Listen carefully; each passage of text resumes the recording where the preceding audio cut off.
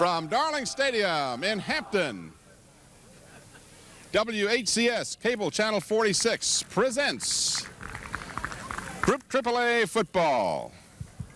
The Kempsville Chiefs visiting the Hampton Crabbers.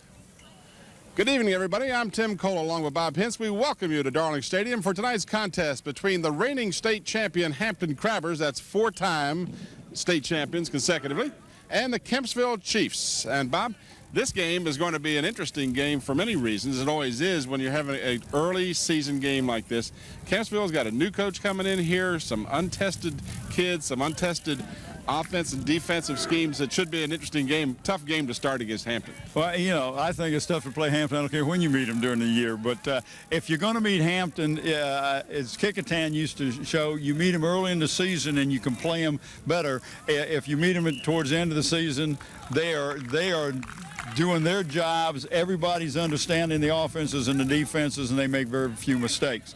What Jeff Beard has got to worry about tonight is I got a young team. They're learning my new defense. They're learning a new offense. Can I come out here and compete with Hampton? You know, you see the conditions. It's kind of wet and nasty. We saw the ball throwing right well last night, but I don't know what his skill position kids are, what they can do. They had about a 500 season last year under their other coach, so he doesn't have a lot of kids coming back that had a lot of experience winning last year, and so that'll take its toll also. Let's expand on that idea a little bit, though. If you think about it now, last time Hampton lost to a Peninsula District team in the regular season was first game of the season against Kickingham 2 years ago, right? Right. Last year they lost early to Heritage. That's correct. And then after that they steamrolled everybody. Now they had the battle last year. Everybody knows about that. Phoebus, Hampton, and Heritage right down to the wire. It came down to percentage points in the power rating. So I think there's a valid point here. If that's a huge if. Yeah. If you can catch Hampton early, you might have a chance. But we don't know a lot about Kempsville, but we do know an awful lot about Hampton. Well, if you look at Hampton, you got to start with the quarterback, young Marcus Higgins. Now, Marcus last year won a state championship, 15 years of age. Ronald Curry, as a freshman, was 15 years of age. Marcus was a junior, very young kid to win a state championship as a junior. Had over 2,400 all-purpose yards rushing and passing. Had 38 touchdowns. You know, the kid just did an excellent job, but he didn't have the job at the beginning of the year. And that's maybe one of the reasons they lost to Heritage in that first game, because they were running two different quarterbacks. Once they settled on Marcus, this young man rose to the occasion. The coaches love him. He's always got a smile on his face. And Mac Jones came into his own running the ball last year. So right there, two good weapons. Then you bring in Mike's son, Brian, who is a good kicker. So you got a threat for a field goal, and somebody's going to get all your extra points. You got Forte kid coming in at 6'1", 245, playing a linebacker or a defensive end somewhere on the defense, and can also run the ball. So you're looking at some kids that are meshing together that has a good nucleus to begin with. Now, of course, Mike is right. He's got some young kids playing the positions they had not played before, brand new. How are they going to react in this kind of a situation? But we see this every year. This is exactly the same story every year, same story, and it's true. Yep. You got kids who are, and these are high school kids. I don't care whether they're sophomores or seniors, they're still high school kids. So you've got kids who haven't played these positions early in the season. Now, we go back, you and I have talked about the Hampton dynasty over the years, and we have attributed it primarily to two factors: Mike Smith with his ability as a head coach, and his coaching staff. That staff gets these kids to think football, and the mental game is the biggest part of this game. These kids come in and think they can play. These coaches teach them to play. They play basic fundamental football, and that's what it boils down to. And you hit the nail on the head when you said fundamentals, because this is what they teach. They teach fundamentals. But Mike likes to start slow, so to speak. He doesn't want to show everything he's got. He wants these kids to be on a learning progression, and he wants them to get better every week, and they do, because of the way the coaches do. But I talked to Danny Mitchell. I said, Danny, I says, what is the key here? And he says, is Coach Smith. He says he can look at a film, he can break it down, film down quicker than anybody else, but his ability to call the right play in the right time, you and I will sit up there and we can't even come close, you know. So, you know, the key is the whole ball of wax. You don't have just one person that sticks out and does more than anybody else, but together they are such a unit, and it is a dynasty. You win 4 in a row. It's a dynasty. All right, let's go back in time. Bob had a chance a little earlier to talk to the head coach from Kempsville, Jeff Beard.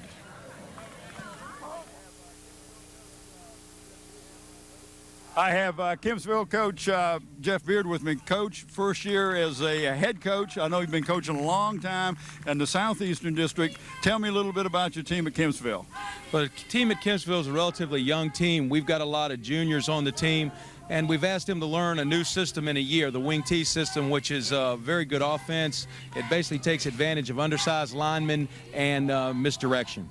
Right. So coming into that, how did your scrimmages go? Are you seeing some positives from that? We scrimmaged 2 good teams, one in the Southeastern District, which was Western Branch, and scrimmaged them equal. We also scrimmaged Churchland, who is the #1 team in the Eastern District, and they scored 1 more than we did. So we feel like we played pretty well against 2 great opponents. Well, now when you come into a new school, you got to learn the kids got to learn you. It's a learning experience for both of them. Do you see some good leadership in your seniors? What I'm seeing is a positive effort by everybody on our team and our community. They have been down there for a while in football, and it's a great opportunity for me because they want to thrive and they want to do well. And these kids, you know, their expectation is high as they want to set it. Well, and what an opponent to open up with. Hampton Crabbers, who have ruled the districts over here 4 years in a row. They've state champions. What do you expect from Mike Smith? Well, Mike Smith's a good football coach, and his teams are always well prepared. But if you have a chance, it's usually early. And I don't know if we're quite ready for the task yet, but if you're going to have a shot, it's early. So we're just hoping that things hang out that way. Well, good enough. Well, good luck to you tonight, Coach. Thank you, sir. Good enough. Well, Jeff Beard bringing that wing tee in here. It does give a little different look for Hampton to have to defend against. You know that the coaches are preparing them, and that's the nice thing about having this, the opening game of the season. They haven't seen other defenses or offenses yet, so now they're ready for this one. They've prepared for this one. But the wing tee is a very difficult team to defense. Well, it is, because they use a lot of misdirection. Sometimes they'll pull a guard and they get the backs going one way and the play goes the other way. So the key here is for the linemen and the linebackers, they have certain places they're looking, certain keys they're looking at.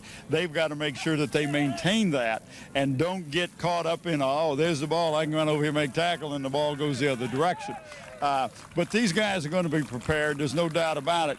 We're lucky. I don't think we're going to get any rain. It looks like up the clouds are just kind of just moving around tonight compared to last night when we did get a little bit of rain. But the field is wet and it's soggy, and we saw slipping last night. We're going to see slipping tonight. Well, you know what they say. Both teams got to play on the same field, right. So it equals itself out. Right now, let's go back in time again. We had a chance to talk with head coach Mike Smith a little earlier. I have Mike Smith, the Hampton Crabber coach, and Mike, coming into this season, you've got everybody is going to shoot for you. You've won the state championship 4 years in a row, but you always prepare your kids and don't get them too far ahead. It looks like you just are ready for every game that you come up against. Oh, I don't know. You know, we try to prepare each week. We've always thought it's the will to prepare to win rather than the will to win that counted. But we've got a lot of young guys and inexperienced in positions, so we're going to have to catch on real quick, I think, in some areas. Well, you've got some good leadership out there, which is always good to have on a team, but you've got some kids that are coming back in some skill positions that are pretty good. We do. We have some good athletes, have some great kids. You know, they've worked hard in preseason. You never know till you tee it up That's right. and get started, but I think they're going to do well. Well, now you run into a coach that this is his first and wing tee, you've seen the wing tee before. This is nothing new to you. But do you expect anything different from Jeff? Well, I think probably we're going to see some unbalance during the game, probably with the wing tee and some power stuff out here in this mud, maybe. It's going to probably cut down on our quickness somewhat, I think, particularly in the middle of the field. But he's been around some good programs. He's at Western Branch and Indian River and Deep Creek, so he's been in the thick of battle before, I'm sure. he's not an inexperienced coach. They just took over as head coach. But wing T is one of those that you play. It's kind of like the wishbone in the beer, you know, that you have to kind of get adjusted to playing it. And the more you play it, the better you defend it. So coming out into the first game, we've had to spend a lot of time preseason against it. Hopefully we've got some of the reach down on it by now. I tell you, you always prepare for them, but to me, wing T was always misdirection. You had to read your keys and stay with those, and you do a good job of getting your kids to realize what keys they're looking at and to stay home and not always follow the flow of the ball. Well, I think that comes with experience during the season. Now, this early in the season, they got a tendency to, you know, forget what they did and start looking in the backfield, particularly early in the ball game. So I think that's what we've really got to impress upon them. You know, they've got to get their keys. I mean, you know, it is. Other than the short trap up the middle, it's between the line offense for some distance. So you can't get upfield on it to any degree because they'll just pass you like a train in the night. So hopefully, you know, we're relatively young at linebacker inside. Of course, Raymond's a great player, but he's had 5 games in there. But he and Stephen Lee are going to be the key to stopping that inside at linebacker, you know, and then the tackles inside. On the outside, we're inexperienced at those 2 defensive spots at 7 techniques, so they're going to really have to be familiar with the sweep, I think, in the boot right now tonight for us to be successful. Well, good enough. Well, listen, good luck to you tonight, and we'll hope to see you in a couple of weeks. We'll have you back here. Well, you know, we thank you for it. We're going to try real hard. All right, stay tuned for tonight's starting lineups. Back here at Darling Stadium, we're just about set to get this game underway. I'll tell you who is helping sponsor this contest in just a moment. Right after the kickoff, Brian Smith has the ball teed up for the Crabbers. And the Kempsville Chiefs will receive the ball. Hampton won the toss, but deferred to the second half. So they will give the ball to Kempsville first. Brian Smith has really been kicking the ball real well. And this one's going to be fielded inside the 5 at the 2-yard line. And out to about the 14-yard line. The ball returned by number 19. That's Brian Hudak. And Hudak met Mr. Mann. Tonight's game is brought to you through sponsorship of the following: Zoom's Sitco with 5 Hampton locations. When gearing up for your next print job, call Gear Up. Hampton Chevrolet at 1073 West Mercury Boulevard in Hampton. And Wood Funeral Home, where Richard Pulley is the managing director. Funeral directors are Bill Leggett and Bill White. We'll give you the starting lineups after this play. Initial handoff is met in the backfield. That is Hanson. Orlando Robinson, Tim, just met him right there. All right, here are the offensive lineup for Kempsville. Hanson is the quarterback. Wapples and Cox are the running backs, along with Tony Foote. Hudak is the wideout. The tight end is Tuffle. Bloxham and Greenfield are they got the linemen down there. Modine, Cooper, and Gill are the balance of the offensive lineup for Kempsville. Passing completes the ball across the 20 to about the 23-yard line, close to a first down. Looks real close to first down. We'll give you the Hampton Crabbers defense. And here they are, the guards are William and Smith. The tackles, Davis and Forte. The ends are Jones and Gunter. The linebackers, Lee and Mann. Corners are Hagens and Fenner. And the safety is Carlos Campbell. A first down on the pass completion by the Chiefs. Right up the middle, yardage across the 30 to about the 33. Another gain of about 9 yards. And the safety, Carlos Campbell, had to come up and make that stop after about a 8-yard gain. Number 30, Chuck Cox, the ball carrier. You give him actually, well, let's see where they marked the ball. Looks like almost 9 yards on the play. Yeah, good mark. Second down and short for the Chiefs as they come out on fire offensively. Handoff will be enough for the first down. The ball carrier this time is Hurley Wapples, number 25. He's a 5'10 sophomore.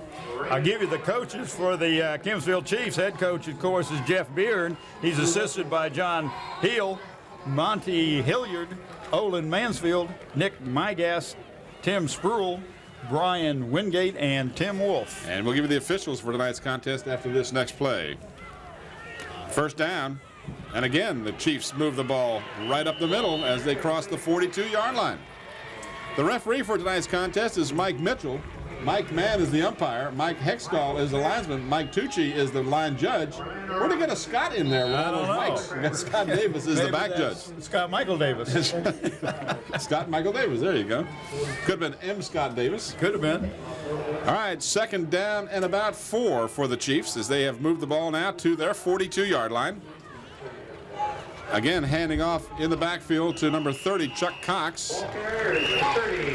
We give you the the coaches for the Crabbers, of course, head coach Mike Smith, assisted by Alvis Mann, Danny Mitchell, Lanny Franklin, Tony Carlson, Kenneth Gilliam, Shannon Smith, Adolph Hawkins, Brian Gerzak, Terry Van, and Daryl Fenner.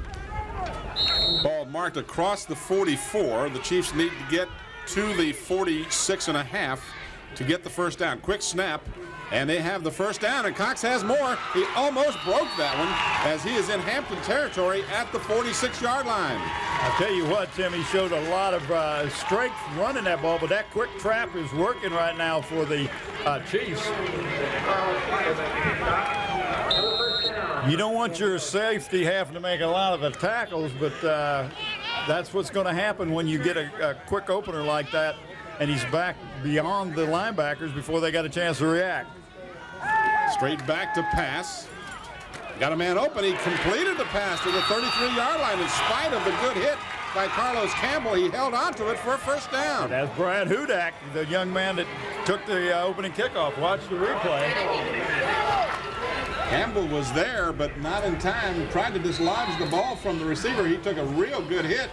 No problem, held on. First down at the Hampton 33. Well, you gotta appreciate the Chiefs. They're not being intimidated by the Crabbers. They're just coming out and marching down the field. This is the handoff to Jerry Dobbs, and Dobbs picks up a couple of yards on the left side. And you know, oddly enough, Bob, so far they're doing this without the misdirection plays that you so often see from the wing tee. Well, they're just straight handoff. The first two plays, they didn't do anything. They got that pass play, they got them the first down, and from then on, they've got a little bit of confidence, and you can see the confidence growing as they're moving the football down the field. 28. This is Dobbs again, number 28, as he struggles to about the 27-yard line. It'll bring up third down. Picked up about 3. Tim, you got to really take your hats off to the Chiefs. The young man's, the running backs are getting hit, but they're not going down. They're just keeping their feet moving.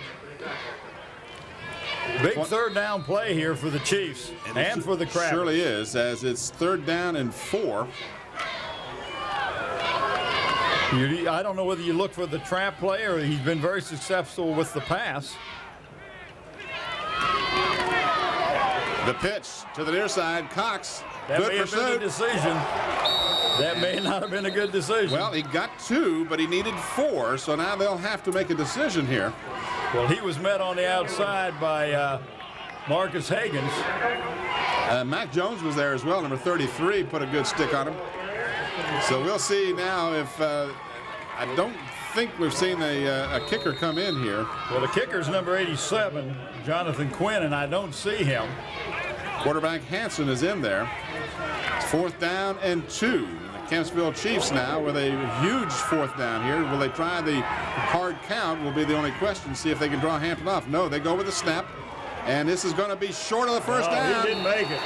Nice drive and reaction on a defensive line by the Crabbers. Clarence Clanton carried the ball, number 36, and got across the 25, but needed to get to the 24. So the crowd applauds the efforts of the Hampton defense. They gave up some yardage, but held when they needed to. And they've done that year in, year out. You get within the 20 and they'll stop you. But Chuck Forte, 6 foot 245, met that right almost at the line of scrimmage. All right, now so we're momentary stoppage of play here to get the players backed up a bit. 6:39 left here in the scoreless first quarter, but the Chiefs Here we see the Hampton on offense. Go ahead, Bob. They got Hagens at quarterback, Forte, Jones, and the running backs. Wide out is Carlos Jones. The split end is man. The tight end Callaway. Smith is a guard. We'll get the rest of them in just a minute. Higgins completes the pass all the way out to the 42-yard line. Tight end. Give you the remainder of the that lineup. We'll go back to the center is Michael Smith. The two. The guards are Perry and Tidwell. The tackles are Robinson and Raymond Man. And what a nice play. We'll give you the defense in just a moment. Trying to do a few things too many here. Bob was asking me who caught that ball. I didn't even see who caught. Happened so quickly. I think it was Callaway. Callaway? 89, yes. Okay. Carl Callaway, the tight end. First down at the Hampton 42. Draw play to Mac Jones, and Kempsville read that very well as he is thrown for a loss back to the 38-yard line. Check out your neighborhood Zooms. They have 5 convenient Hampton locations. Here's the replay of the pass play. That was the play before last.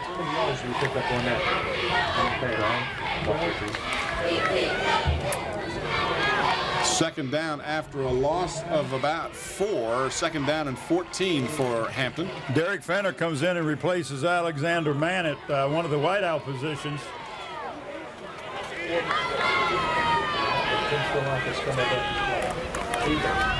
Higgins feels some pressure, gets away from a would-be tackler, still on his feet, has some running room.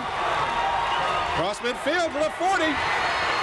Higgins down the sideline, cuts it back, flag down. Got a clip, and that's a shame because what a nice move he made and just made 2 or 3 men miss. But he ran out of a tackle back behind the line of scrimmage. Clip is the call, so there will not be a touchdown. But the Crabbers will have great field position because they'll mark the penalty off from the point of the infraction. Is he exciting or what, Tim? Oh, Higgins just put a great, watch this now. You're going to see him sidestep the man here. Let's see if we can pick up the clip. That was pretty questionable. That's what you call 19 was the guy who was supposedly clipped. That was I'm not too sure about that. Tom Gear is involved with the Girls Boys Club of Hampton. They are in the process of raising money to build a new gym. Your donations will be appreciated. If you have any questions, call Tom Gear at 827-8277. 49-yard run. There you see Mike Smith pleading his case to the official. I don't know exactly what he's saying, but that was a real weak clip if I've ever seen one. But the official didn't hesitate, threw the flag, and it's first down for the Crabbers. They'll be at the Kempsville 28-yard line. This is the handoff in the backfield to Jones. Mac Jones picks up a couple of yards. We'll give you the defense now for Kempsville. On the line is Price, Marshall, Modine, and Clanton. The inside linebackers are Bloxham and Greenfield. Migas and Farrick are the outside linebackers, and the defensive backs are Molesky, Hudak, and Black. Ball is marked at the Kempsville 27-yard line. Picked up 2, second down and about 8 for the Crabbers. Mac Jones in motion. Gives to Forte, and he is met at the line of scrimmage after maybe a yard. Big Chuck Forte, who's beefed up to 245, but the middle of that defensive line for the Kempsville Chiefs was ready for him. Well, I tell you, number 61, Justin Greenfield, one of the linebackers, 5'10" and 195 junior, met him head on and got a little help, but Forte picked up a couple maybe, and that was it. We're happy to have Wood Funeral Home as one of our community supporters again this year.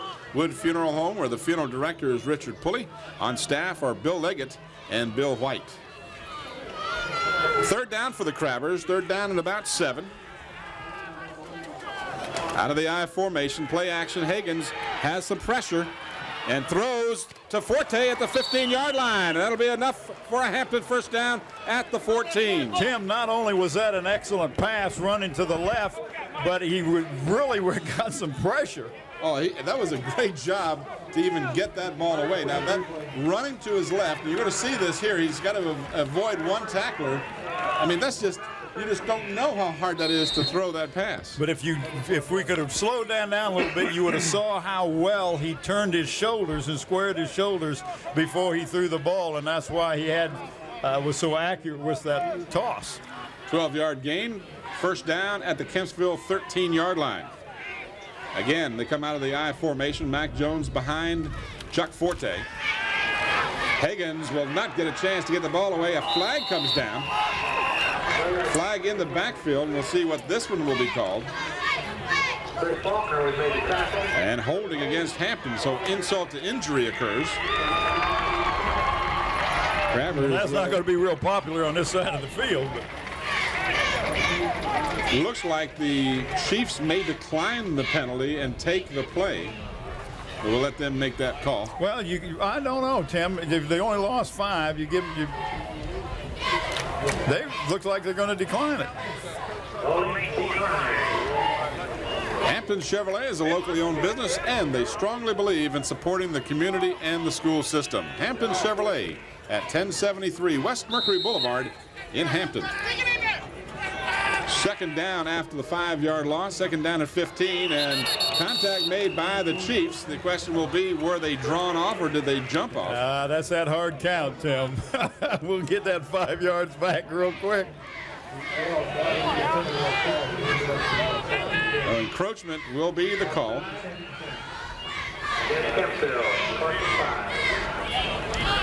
So they mark off the 5 back to basically the original line of scrimmage. It's second down and 10. First down, second down. Higgins over on the sideline getting the call from Mike Smith. Higgins, a senior this year, having not been the starting quarterback, as we mentioned early in the season last year, but once they settled on him, it was no holding him back after that. Second and 10. Split backfield. And Higgins keeps the ball and lunges for maybe a yard to the 11, maybe 2 yards. Well, it brings up third down and long, third down and 7. 3:10 remaining here in a rapidly moving first quarter. No score. Hampton and Kempsville. This game recorded on the 3rd of September, 1999. Tim Cole, Bob Hintz, Bob Killen, and the entire Channel 46 crew. Glad you're watching tonight. Hampton and Kempsville. Opening game of the season for both of these schools. Higgins rolling on the option. Pitches to Mac Jones. He's got some running room, and he'll go in. Nice blocking on the point of attack. Mac did a good job of cutting it back inside and picking up the score. Good shot of the crowd on the Hampton side of the field. Ryan Smith will come on to try the extra point. He will have Alan Johnson, who also does the punting for the Crabbers. He'll be holding at the 10-yard line. Brian Smith, of course, the son of the head coach. Kick is up, and it is good. We were watching Brian warming up. He was booting them from 30 yards, the field goal attempts, and they were good from 40, 45 without any problem. Of course, it's a little different when you're in the game conditions, but he's got plenty of leg, and he's really matured in that area. He wasn't quite as strong a kicker as last year. Well, I tell you what, he's got not only is he kicking the ball well, but he's very accurate as I was watching him kick from the hash marks.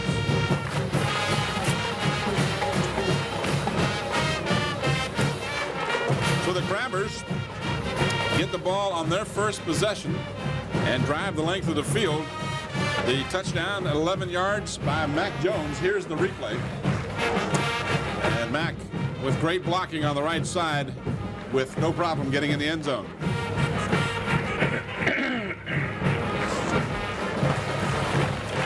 Just a reminder, we'll be back here next Friday night, the 10th of September, and it'll be Bethel and Kecoughtan. First of our Hampton encounters.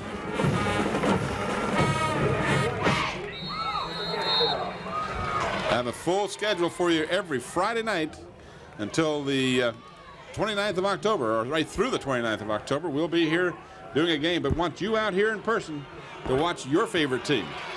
The ball was taken at the 6-yard line. Nice run back. About a 25-yard return. Lee White returning the ball for the Kempsville Chiefs.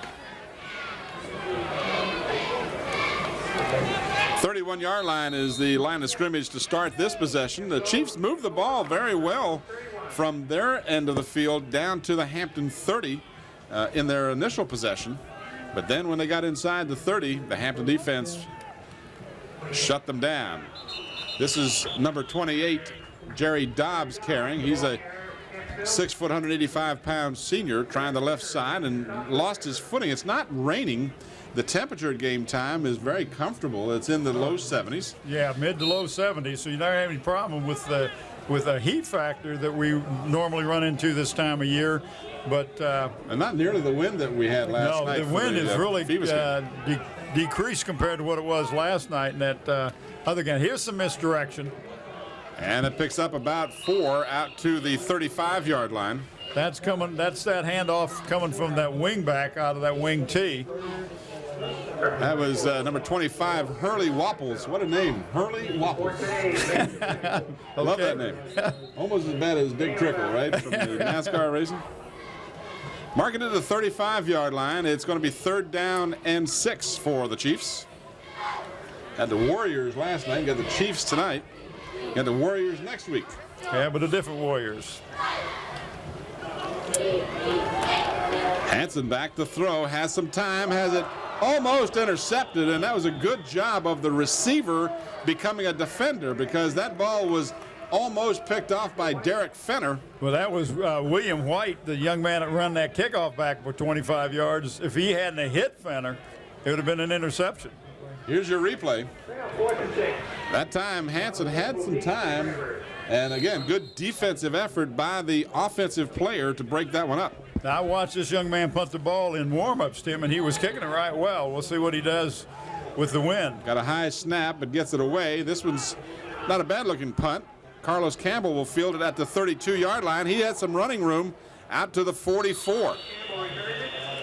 So Carlos Campbell, the transfer from Phoebus High School, better known in my world as the X Factor last year for Bill D's squad.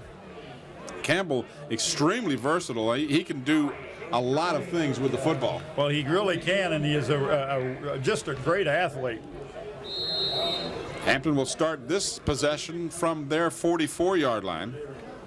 Campbell is in the backfield along with. Oh, we pick him up in just a minute. Campbell will play the one of the wideouts. Yeah, he'll be a wideout this time. And now we have an official stoppage, I would assume, for equipment. We got a 1:06 left here in the first quarter. We got all our commercials in there. Did you talk about Gear Up Printing? Yeah, you did that early, didn't you? Yes, I did. So I only got one. If I That's right. I get all the other ones. How did it work? Well, because you talk better than I do.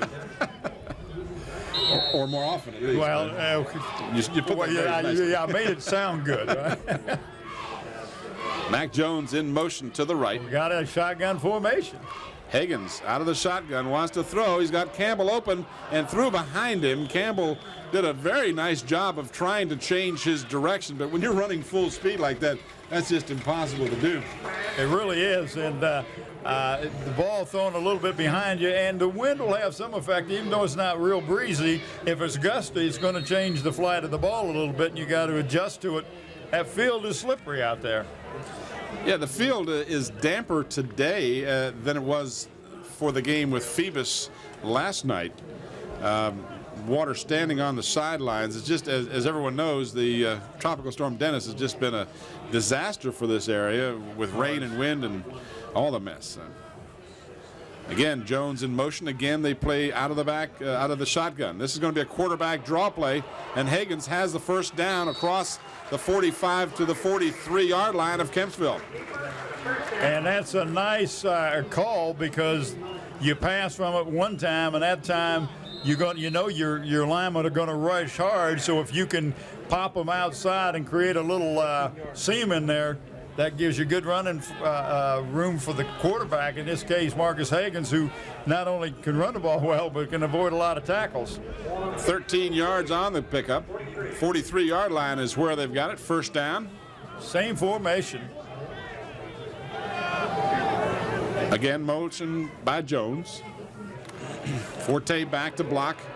Higgins has time, throws. He's got Fenner open, and Fenner drops the ball at the 5-yard line.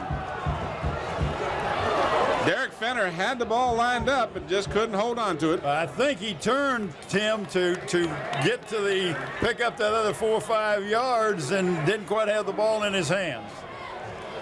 Higgins put it on the money. Watch your replay here. He had beaten the defender, just may have kind of turned upfield before he put it away. I liked what the crowd did. They applauded when he came back up the field to say, that's all right. You know, you're a high school kid. You're going to drop passes. Well, we saw some open ones dropped last night, so it's... 2nd and 10. Again, Hampton working out of the shotgun. Down for Carlos Campbell, and Campbell's got this one. He's got a first down inside the 16-yard line. What a nice catch that time by Campbell. Great concentration, because number 44, Tony Foote, I thought had great defensive position. But an accurate throw. And Tim, look at that coming across the field and how far he threw that ball. Higgins has just really impressed me on this this first quarter here, both of the drives. 26 yards. Here's your replay. Higgins again working out of the shotgun. Got a little bit of pressure at the very end there. You're going to see the lineman come in, but there's Campbell, and he just had to go out of bounds. That stopped the clock with 11 seconds left. They mark it at the 17-yard line. Mac Jones gets the call, and he is to the 15-yard line for 2, and that will be the final play of the first quarter. So we have played the first 12 minutes of this game, and the Hampton Crabbers, after 12, threatening to score again, lead by the score of 7-0. Mac Jones scoring from the 11-yard line for the only score of the first quarter. 12-minute quarters in high school football. Tim, we will pick a player of the game from the Hampton Crabbers tonight, and that player will receive a plaque and a shirt. Plaque comes from Buckwalter DC Engraving, and they're located in Tabb Square on Route 17. Dave Buckwalter's owner. For all your engraving needs, give them a call at 596-8850. Shirt comes from Island Hardware and Sporting Goods. They're located in Pocosin. They can meet all your sports needs with a full line of athletic goods, both team and individual, equipment and uniforms, plus they have screen printing. Call Dave Chubb at 868-8467. John Roberts is the owner. First quarter, we had Higgins with 3 of 5 pass attempts completed for 50 yards, and he rushed the ball 4 times for 43 yards, a nice little 10-point-plus yards per rush. And that included, if I remember correctly, a total stoppage on one run. He got stopped. Well, he got thrown for a loss that they took. You know, they didn't take a penalty. They took it, so he had a 5-yard loss in there.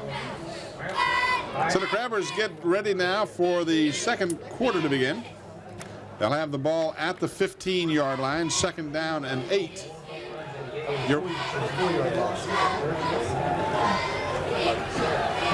Watching Kempsville and Hampton, recorded on the 3rd of September of 1999. Higgins gives to Mac Jones, and Jones stumbles but then regains his footing and gets a first down inside the 5-yard line.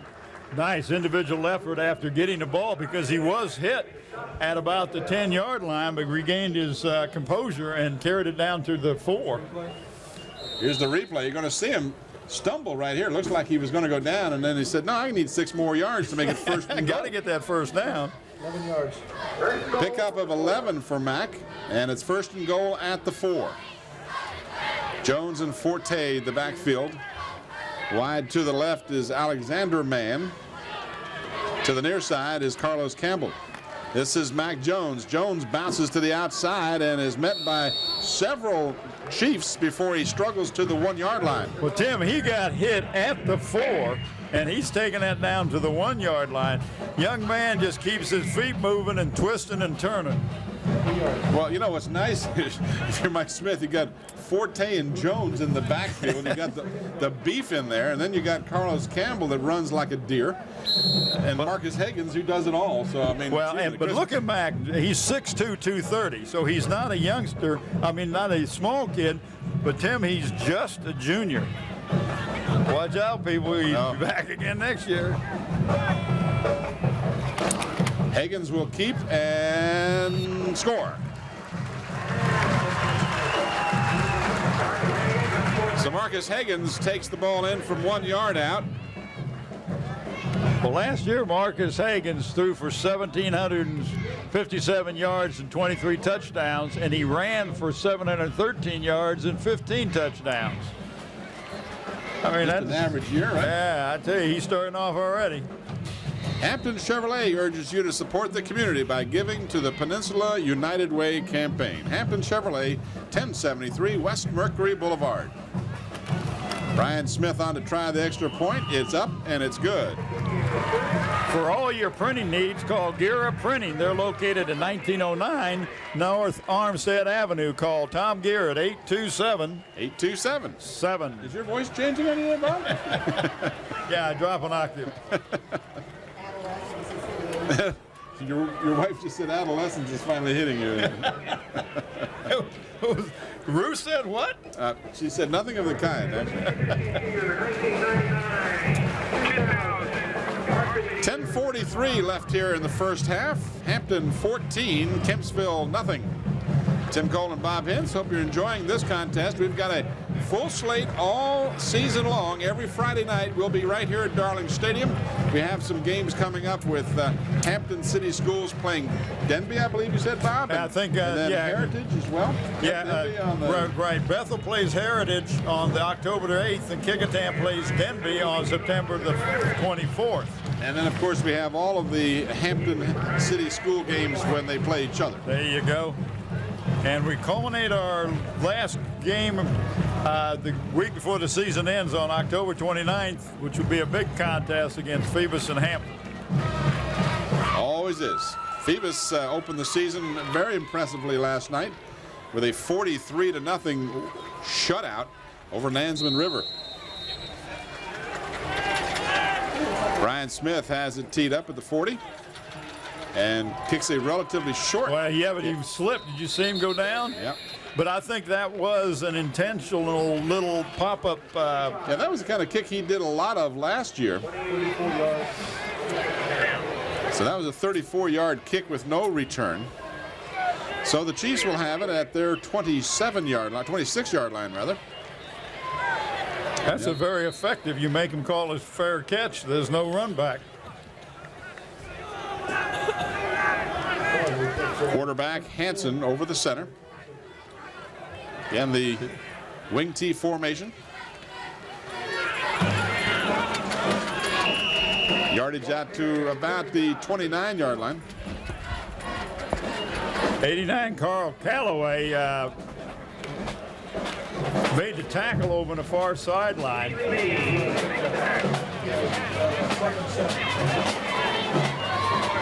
Hurley Wapples on the carry. Who was that? Hurley Wapples. How come I get hungry when you call his name? That Waffles with a P.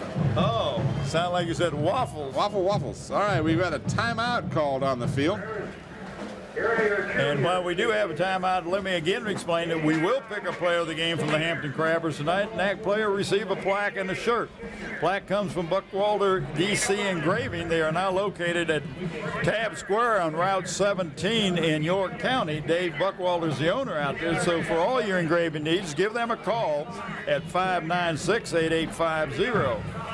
The shirt comes from the Islander Hardware and Sporting Goods, and they're located in Pocosin. They can meet all your sports needs, plus screen printing. Give Dave Chubb a call out there at 868-8467.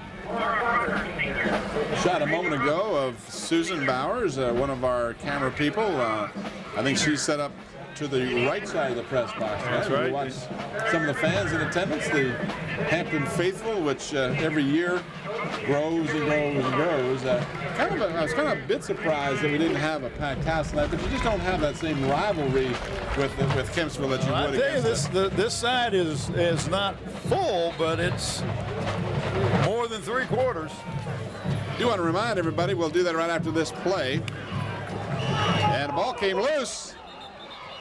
And let's see, did they rule the ball down? I believe they may have. Yeah, they did. Derek Fenner was going to try to scoop it up and run in with it. That's not a bad move. Chuck Cox, the ball carrier, it came loose. 3rd down and 7, no gain on the play. What I started to say, I want to remind everyone, watch the replay here, that this game will be repeated at 7 p.m. on Tuesday. No replay this time. 3rd down and 7 for the Chiefs. Inside handoff is for William White, and White will not get enough for the first down as he is stopped at about the 33-yard line, needed to get to the 37, so that'll bring on the kicking team. Well, and it also gives you a chance for the Crabbers to get good field position as Carlos Campbell goes back along with Marcus Higgins, and either one of those two young men get a hold of that ball, Tim, and you can have some excitement and a nice run back. Jonathan Quinn will be standing at his 20 to receive the snap. Gets a good snap and a kind of a wobbly kick, fielded at the 41-yard line by Campbell. He's got running room, and he gets a huge block along the sideline. He is tossed down at the 23-yard line, and let's hope that Chief is okay as he was nailed. Number 44 took a shot, Tim. And it was That's Alfonso Tony Gunter. Whoa. Gunter took him down. I don't know if you'll see that on the replay or not, but yeah, watch this coming to the near side. And it's on this side of the field, which the fans appreciate. Campbell will bring the ball. Keep on going. We'll be able to see it. Coming up right here. Right there. Boom. Right at the 40-yard line. Gunter laid out the man, and then Campbell had a foot in the air. My gracious. Crabbers now back in the normal center quarterback formation. Down the sideline, too tall, as it was intended for Carl Callaway. He was well covered, but the pass just a little. It was there. It was just a little too high for him, but either he was going to catch it or nobody was going to catch it. It's always good to see our buddy Brent Musgrove and his father-in-law Roy Watson here with us. They're going to be at every ball game that we do, especially the Crabbers.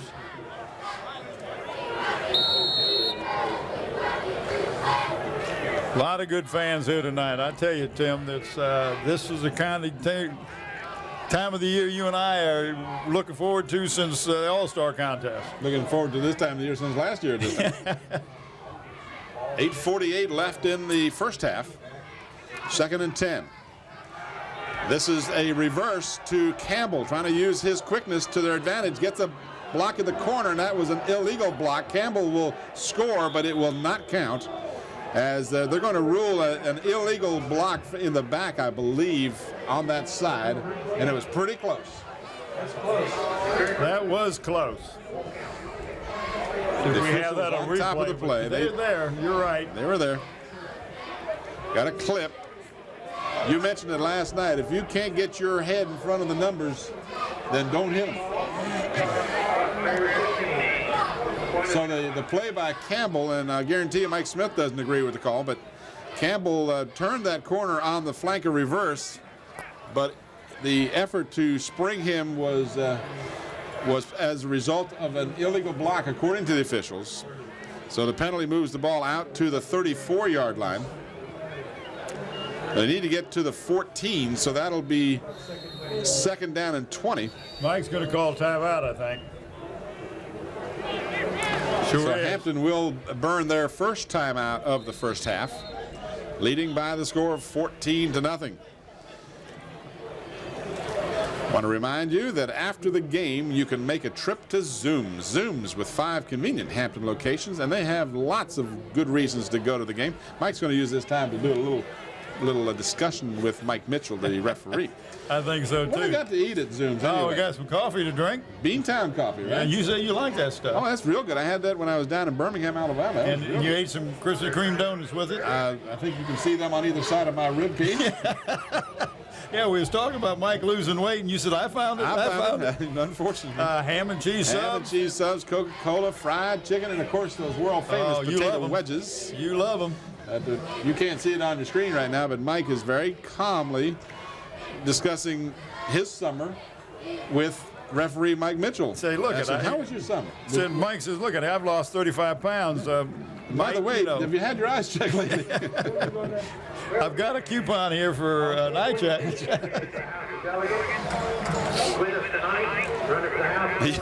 You know, when Mike gets the hat turned around, he's about to discuss more than just the summer vacation with the official. Well, Mike's summer was very short indeed. Why is that? Well, they just so many things going on. They didn't get much of a summer. You know what? He stays busy up to the All-Star contest, Oh, I know. and then just one thing after another, and didn't get as much vacation as he normally does. But you got family obligations. You take care of them first. That's what you got to do. All right, 2nd down and 20 after the clipping call. Again, Higgins will line up in the shotgun. Different formation. We never saw Hampton do the shotgun all that often. Curry would use it occasionally. Campbell almost nice defensive play to break that up. And who is that, number 19? I was trying to pick up his number, but I believe that's who it is, Brian 19. Hudak. I Yeah. remember him too, and I don't know where I remember hearing Brian Hudak's name. Well, And it was before this year, obviously. Watch the replay here. You're going to see Higgins with plenty of time, and a good job to bust up that play by Hudak. well, I tell you, had he not busted up, that was 7. 3rd and 20.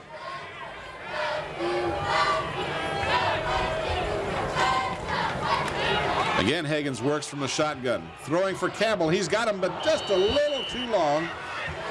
And the same defender. And he's getting a workout. Hudak says, give me some help. But that'll bring up 4th and long at the 34-yard line. I think even with Brian Smith's You're strong talking about leg, a that's just 51, still too long. 52-yarder. That's not going to happen. But don't be surprised if they don't pick up 20. And the Hampton Crabbers will call their 2nd timeout. So they apparently feel that this possession is a crucial one. They're putting a lot of emphasis using 2 timeouts on this possession. One of the timeouts was to kind of let you know, Oh, yeah. talk about your summer and all. This one is to get the kids focused on, we need to pick up 20 yards. Even if we give the ball up here, we're not giving them that great a field position. So this is not a bad time to go with 4th and go for it. But we have seen Hampton in the past pick up 20 yards in a heartbeat. And they can do it on the pass. They can do it on a run. Mike's got a lot of weapons, got some real good athletes out there that can do a lot of things. So I wouldn't attempt to try to figure out what it was he's going to call. I quit doing that about 15 years ago. I was going to say it was about 1980, wasn't it? And we were talking about that last night. And the 19th fans year. may not realize this, but we started off with Dr. Sam Stills and the Channel 5 crew. No, it was Channel 29 back 29 then. it was, that's right. You have a much better memory than I. But it was, we did just a Hampton-Bethel game the first year, and then we did a little more the next year. The next year we did Hampton, Bethel, Kickingham, Phoebus. And then after that we started just doing more games and just developed on into that. And I know, Scotty says on the 20th, when we have our 20th year, he's throwing a big party for all of us. So. All right. Oh, yeah. I mean, Scotty. I like it. He's not going to hold back anything. Going to spring for the big bucks. The big bucks. All right. I think you're getting what do you call those things? Seeing eye dog. Higgins has time. Flag is down, and Fenner's got it in the end zone. We'll have to see what the penalty flag is about, though. Penalty nice flag. throw. Fenner on the 34-yard pass. And what Scotty was going to get you was one of those hot sausages. Just one. Just one. holding on the defense. So the 34-yard pass completion to Fenner for the touchdown will count. Well, I think they picked up to 20. You think so? Yes, they did. Here's the replay. Higgins again from the shotgun. Just lofts it up, almost underthrew it. In fact, nice he did. adjustment. Fenner did a good job of coming back to the ball. Nice adjustment by Fenner. So 4th and 20, and the Crabbers are able to convert. And again, how many times have we seen that happen? Too many to count. Brian Smith try and make it 3 for 3 from the extra point try. Johnson holding. Kick is up, and it's in the parking lot. No, no good. So must have hit it to the right.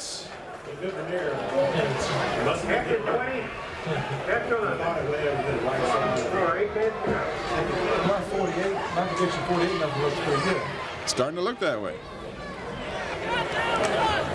Bob Killen we'd all played a little prognosticator game here before the contest started. Well, I'll let you know right after the game. Oh. Yeah, well, I can't go wrong that way. I went more conservatively. Bob went out there with the 48-0 prediction. You went even higher up than that. You went 56-0. Huh?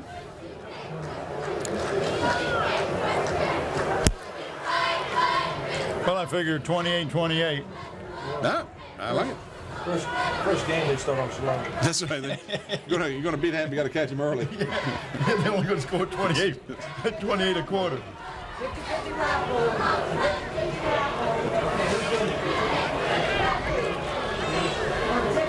20-0 Hampton. If you joined us late, Mac Jones got the scoring underway with 2:39 to go in the first quarter from 11 yards out. Brian Smith put the extra point on the board, and then Higgins from 1 yard out with 10:43 to go in the second quarter. Again, Smith converted, and then Fenner now a completion of 34 yards from Marcus Higgins, and Smith's extra point was wide right. That's where we stand, 20-0 with 8:13 to go in the first half.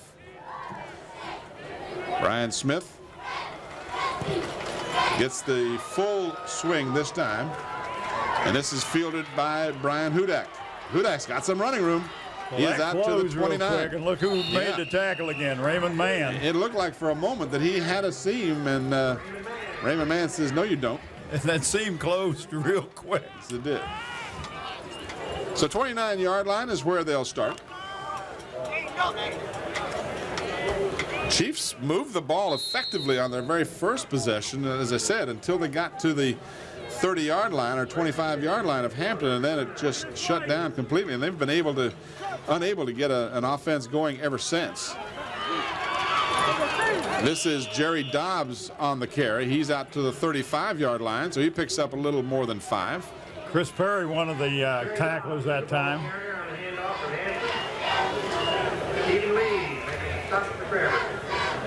Lee in on the stop for Hampton. Second long for. Quick snap. Ball carrier this time is Hobbs. And he picks up a couple of yards. And he was tackled by number 53, Michael Smith, who was also the center. Third down and a pair for the Chiefs, and they desperately need to get some offense going for 2 reasons. One, they got to get that defense some rest, as the defense has been on the field a lot here in the first half. And there will not be a first down forthcoming on that play. That was stopped in the backfield. Just didn't look good on the handoff. The big number 70, Stephen Williams. Stephen Williams at 6'2", 336 had something to do with that not looking and so he's a young man who was a freshman last year that ended up starting the last 4 or 5 games of the season for him. Here he comes off the field to take a little breather, but he was right in the middle of that. What a horse. Yes. So again, in deep punt formation, Quinn.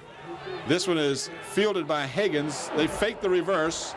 Higgins has the seam down the sideline, cuts it back across, He's going to go all the way, Tim, Well, unless they got... They might have the angle on him. I don't know. It's going to be close. He is in for the score. Number 44 got there, but too late. That was Tony Foote. Nice cutback, great blocking. 69 yards. Woo!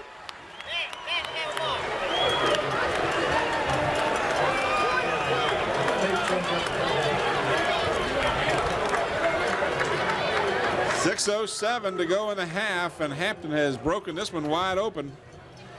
69-yard punt return by Marcus Higgins. That's his second touchdown of the ball game.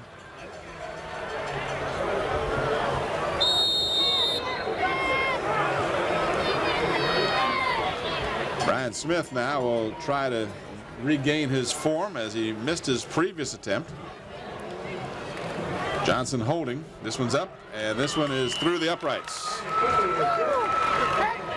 So the Crabbers hold after 4 downs and come back with a 69-yard punt return. We'll be right back to Darling Stadium for the conclusion of the first half after this brief timeout.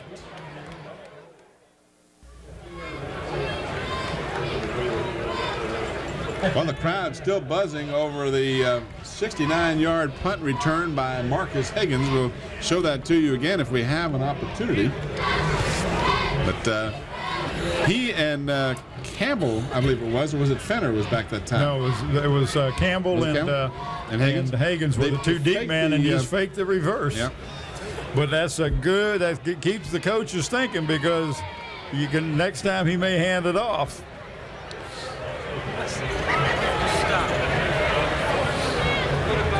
Special teams getting the job done for the Crabbers. Good look at Brian Smith. And this one is a long kickoff to the 5. William White. And White gets some running room. White all the way out close to midfield, and a late flag comes in. The outside contained man got sucked inside, and White made a nice move to take it outside. Here's the replay of the punt return by Higgins. You're going to watch them. See, they're going to fake it, Campbell and Higgins, and they all, and look at 3 guys from Kempsville bit on the fake and went for Campbell. Right here is the key to this one. He cut it back. White really stopped running for a moment. There you see Foote almost get him, and he did get to him, but not until he had gotten to the end zone. All right, 42-yard returns. We're back to the live action, we've got a face mask tacked on to the end of that, so it brings the ball to the Hampton 38-yard line. That's best field position they've started, although they did get down around the 30 on their first possession. Hanson is the quarterback. And penalty flags down. This might be premature motion. Well, number 71, Tim, was rocking back in an effort to pull, and I think that's not a good thing to be doing, because it's going to cost you 5. We'll listen to Mike Mitchell.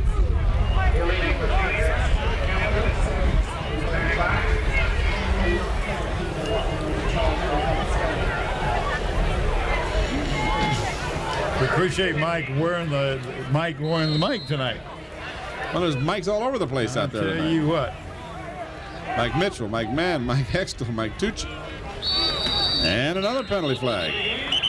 And again, usually that's either somebody moving or a defensive man in the neutral zone. We'll see what they call.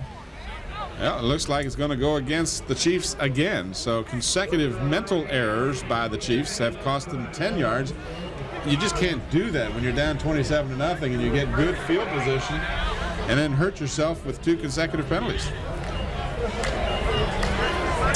So now the Chiefs, headed in the wrong direction, are back out to the Hampton 48-yard line after having a first down at the 38. That's 1st and 20. Scott Hansen comes in after the getting play from the quarterback. Getting play from the coach.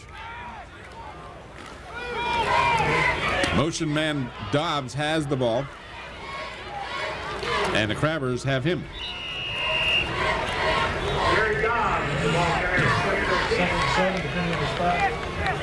Mac Jones and Stephen Lee were two of the initial tacklers on that play. Picked up 3, 2nd down and 17 to go.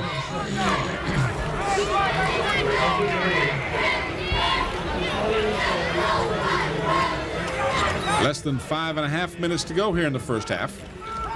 Hanson eludes one tackler, throws, completes the pass at the 37-yard line and out of bounds at the 33-yard line. Note they see now he stayed inbounds. Well, that was a great move by Hanson to get away from 61 Chris Green. Not enough for the first down because of those penalties. Now it's 3rd down. Was that Chris Green or number 11? I may have been Alfonso Gunter. Watch the replay and you'll see. Well, back to the live action. The live action has a loss by Chuck Cox to the 35-yard line. So the Chiefs are check that they move it now to the 33-yard line. No gain, 4th down. They went real quickly while we were trying to show you that replay. I think it was Chris Green, number 61. I thought I saw him, and he's on the one that's kneeling down out there at the football. So the Chiefs Fourth with down. 4th down and 5 are apparently going to go for it. Look like some premature motion, and Hanson will be sacked. Again, look who did that. Number 61, Chris Green. He's just a junior.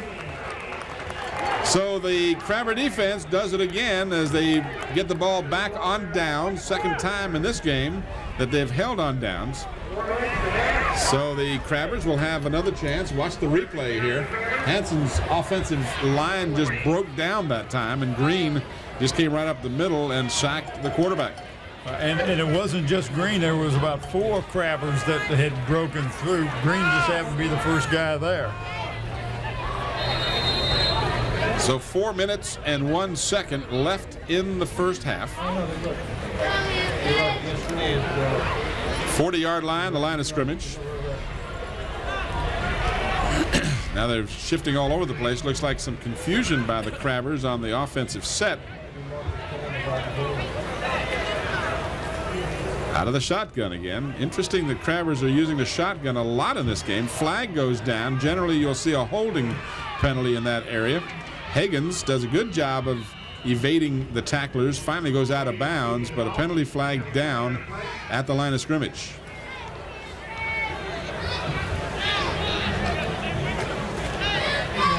Mike Mitchell and his crew will tell us about the penalty. And that is the call. Yeah, and you're going to find that when the flag is thrown there on a passing play. So the holding call at the line of scrimmage will cost Hampton 10 yards if they accept the penalty, and I'm sure they will.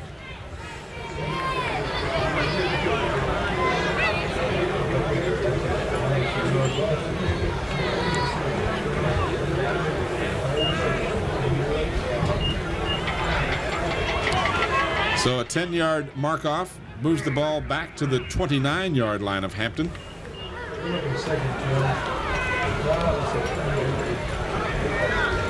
Works out to be 2nd down and 21. It looks like they actually had the holding, which is a spot penalty, and it occurred 1 yard behind the line, so they'll actually be penalized 11 yards. And the Crabbers now with 1st and 21. Mac Jones in motion to the near side. And there's nobody out here to cover him.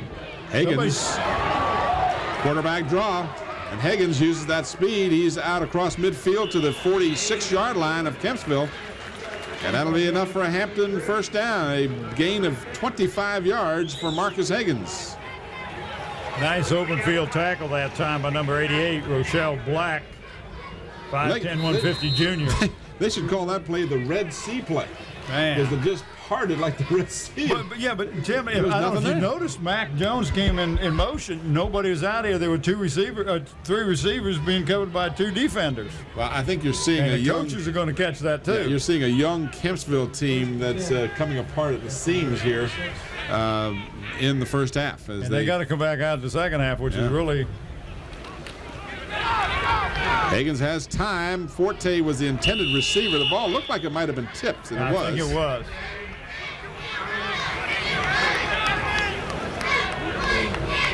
So that one goes incomplete, stops the clock with 3:10 remaining in the first half. Crabbers have 1 timeout left. Kempsville has 2.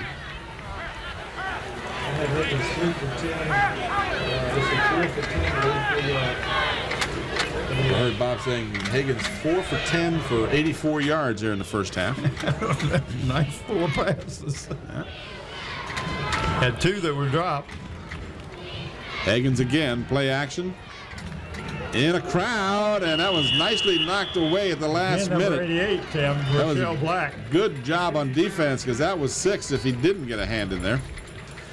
So good coverage by Kempsville prevents a huge gain on the play. That was Alan Johnson was the intended receiver, I believe. Higgins slipped as he set up, but a good job of Black to reach in and bat that ball away just as it was getting to the hands of the receiver.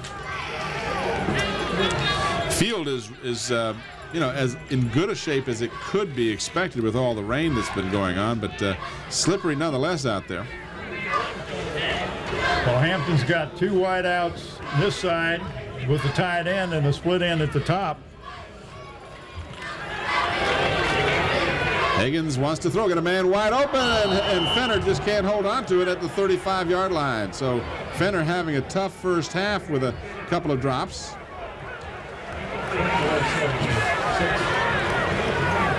Stops the clock with 3 seconds less than 3 minutes. Had to get that one in. We didn't get it in last night. I thought, oh, you forgot about it. No, I didn't want to be predictable.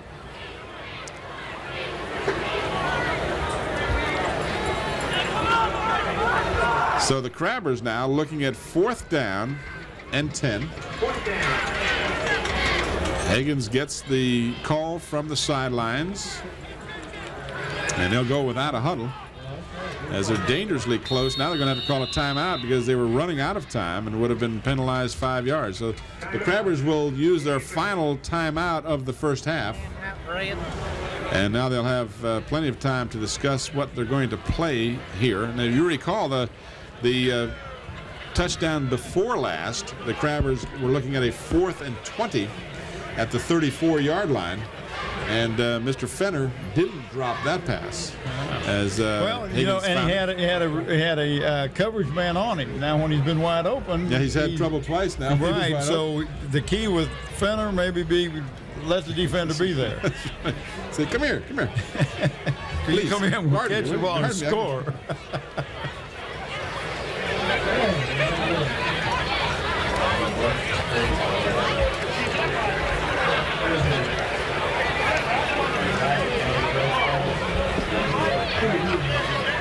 There's a shot of one of our Hampton's finest.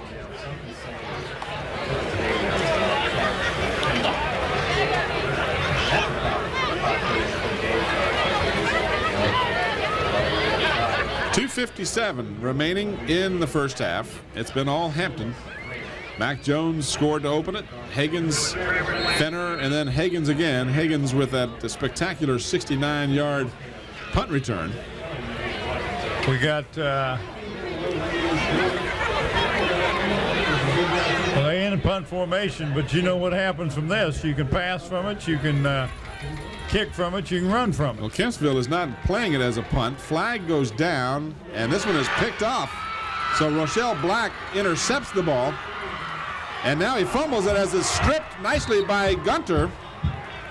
Alfonso Gunter stripped the ball, and let's see if the Kempsville Chiefs recovered. They recovered. We got 2 penalty flags down. Now we had a penalty flag on the offensive play, and then a penalty flag on the return of the interception.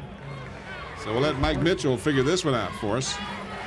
Well, does this become post-possession? And well, you know, it'll depend on that first penalty. If that first penalty is, watch some of the replay here, you see the ball stripped and then recovered by the Chiefs.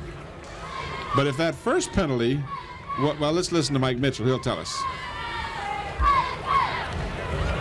All right, so the first penalty is against Hampton.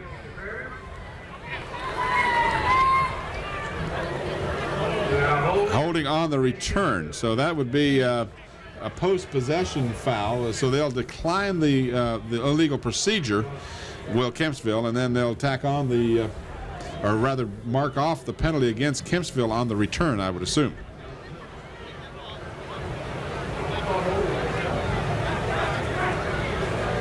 Turn your mic on, Mike. Illegal procedure, declining, holding the penalty,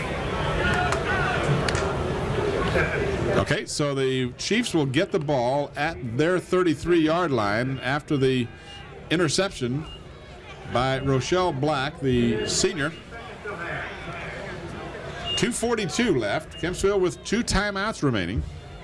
Well, they're in real tight. Well, that's a very unique formation.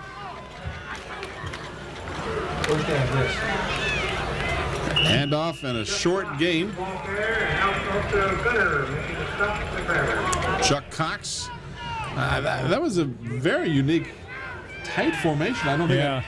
They usually have spread it out a little bit. In that formation. Well, not with 2:40 to go. You're not going to take any knee. You've got to run off the clock. But I'm saying is that's the kind of formation you would normally see. Well, he's got a wide receiver, Tim, but everybody else is in real tight. Flag down on the play. Big Steve Williams got a hold of me and going nowhere. And we got a flag prior to the snap, I think. So Kempsville suffering some first game jitters, it would appear here. They've had several mental errors in the second quarter. Had good field position after the kickoff, and then had a couple of consecutive plays. Going to pick up the flag, so apparently no penalty on the play. Third down. He wanted to blow his nose or something and pulled the wrong flag. Yeah, that must have been the one. 3rd down and 7. Hanson wants to throw, completes the pass, enough for a first down shy of midfield. I tell you got to be impressed with Brian Hudak. He does a good job. 5'10", 155 senior.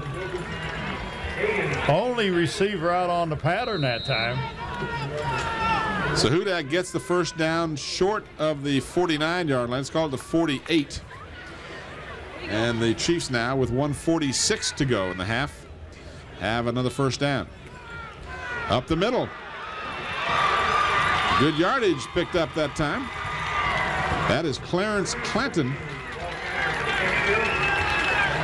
Nice gain all the way down to the Hampton 38-yard line. That's that trap play.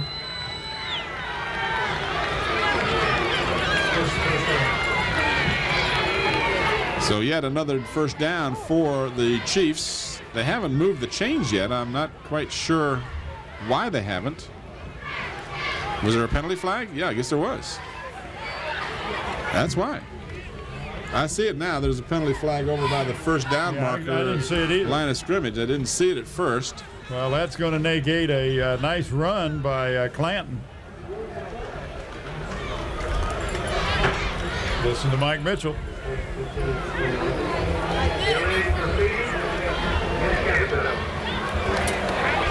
So that's another one of those cases where the young team is really hurting themselves or shooting themselves in the foot. They get the momentum, they get the ball moving, and then they get a silly illegal procedure call. Now they're going to have to burn a timeout because they've got to get reorganized. So the damage control is not there. They're just kind of well, in all fairness to Coach Beard and his staff over there, they're coming in with new offense and new defense. They're trying to get used to their kids. The kids are trying to get used to them. You're going to have some of that stuff, and the signal counts, the formations. You're probably doing more pulling now than you did before on the traps and the reverses and all that stuff. So you're going to have some mental errors until everybody gets on the same page. So that's one of the things, plus being the first game of the season, has a lot to do with it too.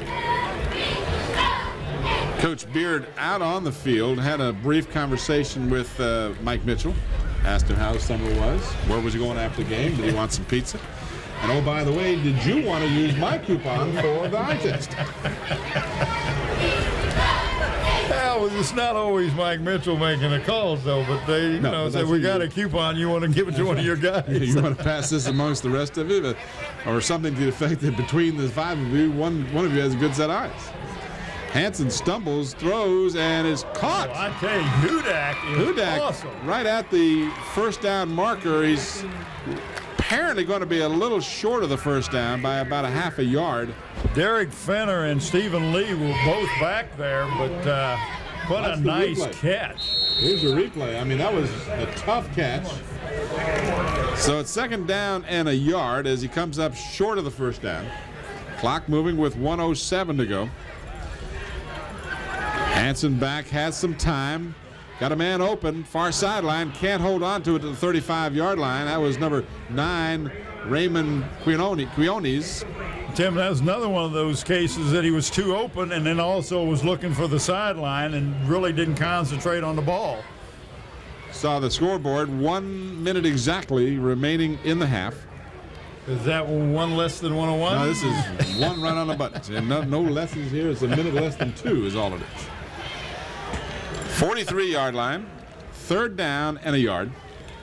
Kempsville not thinking about a yard right now. They're trying to put some points on the board, and that one's stacked up for no gain as William White ran into Raymond Mann. No, I mean, he ran into a brick wall is what he ran into. He got nothing. Lost all the way back to the 45-yard line. So that brings up fourth down and about 4. Well, you know, who you kick it to?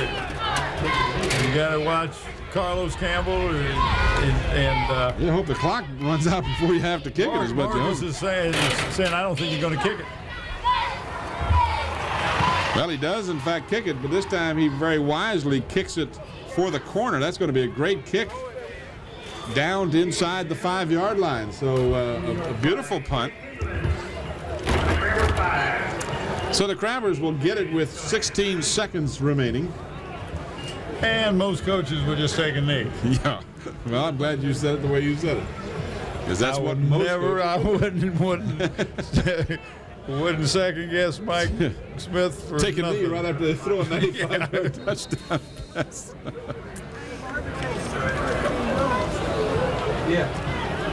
16 seconds left in the half. 27-0. Hampton on top. Oh, they're in awful tight.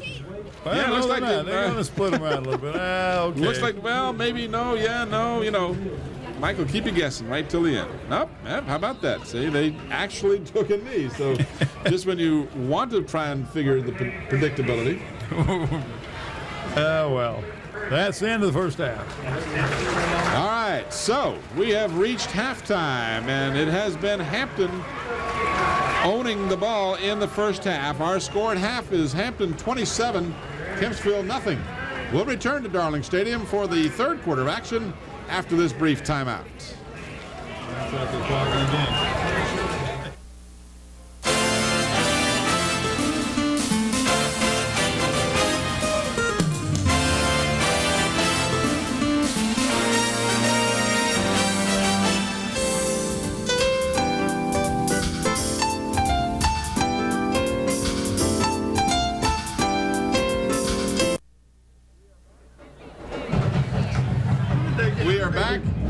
At Darling Stadium. Where'd they get what about?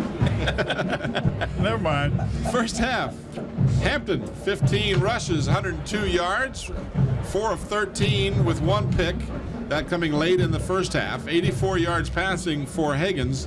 186 yards total offense in the first half. The Crabbers had 9 first downs. They were penalized 4 times for 55 yards, and they fumbled the ball once, and they did not lose that fumble. Leading rusher was Higgins with 8 carries for 68 yards, and the leading pass receiver was Fenner with that 34-yard grab. That one, of course, for a touchdown. For the Chiefs from Kempsville, they rushed the ball 23 times for a total of 53 yards. They were 5 of 7 in the passing department for 61 yards with no interceptions. The Kempsville Chiefs had 6 first downs. They were penalized 5 times for a total of 30 yards. Their leading rusher was Chuck Cox, and their leading receiver was Brian Hudak, who had 4 grabs for 49 yards. I'm impressed with that Brian Hudak. He shows good concentration and has got great hands. As we look out on the field, Hampton, of course, deferred to the second half, and they will receive to begin the second half. And but I was just amazed at how well the Crabbers are playing offensively, and they're showing some different things. They're not running from the quarterback underneath the center. They're running a lot from the shotgun and taking advantage of the versatility of Marcus Higgins. He can run the ball well. He can pass the ball well. We've had, 2 or 3 passes that should have been caught that were dropped, but pretty accurate passer. We saw that last year, and talking about last year, he was 65 of 153 and had 10 interceptions. Well, he's had 1 interception tonight. But I tell you, Crabbers will bend a little bit. You can get them down around the 20, between the 20 and 30 somewhere there, and it's hard to get in from that point. All right, we have it teed up.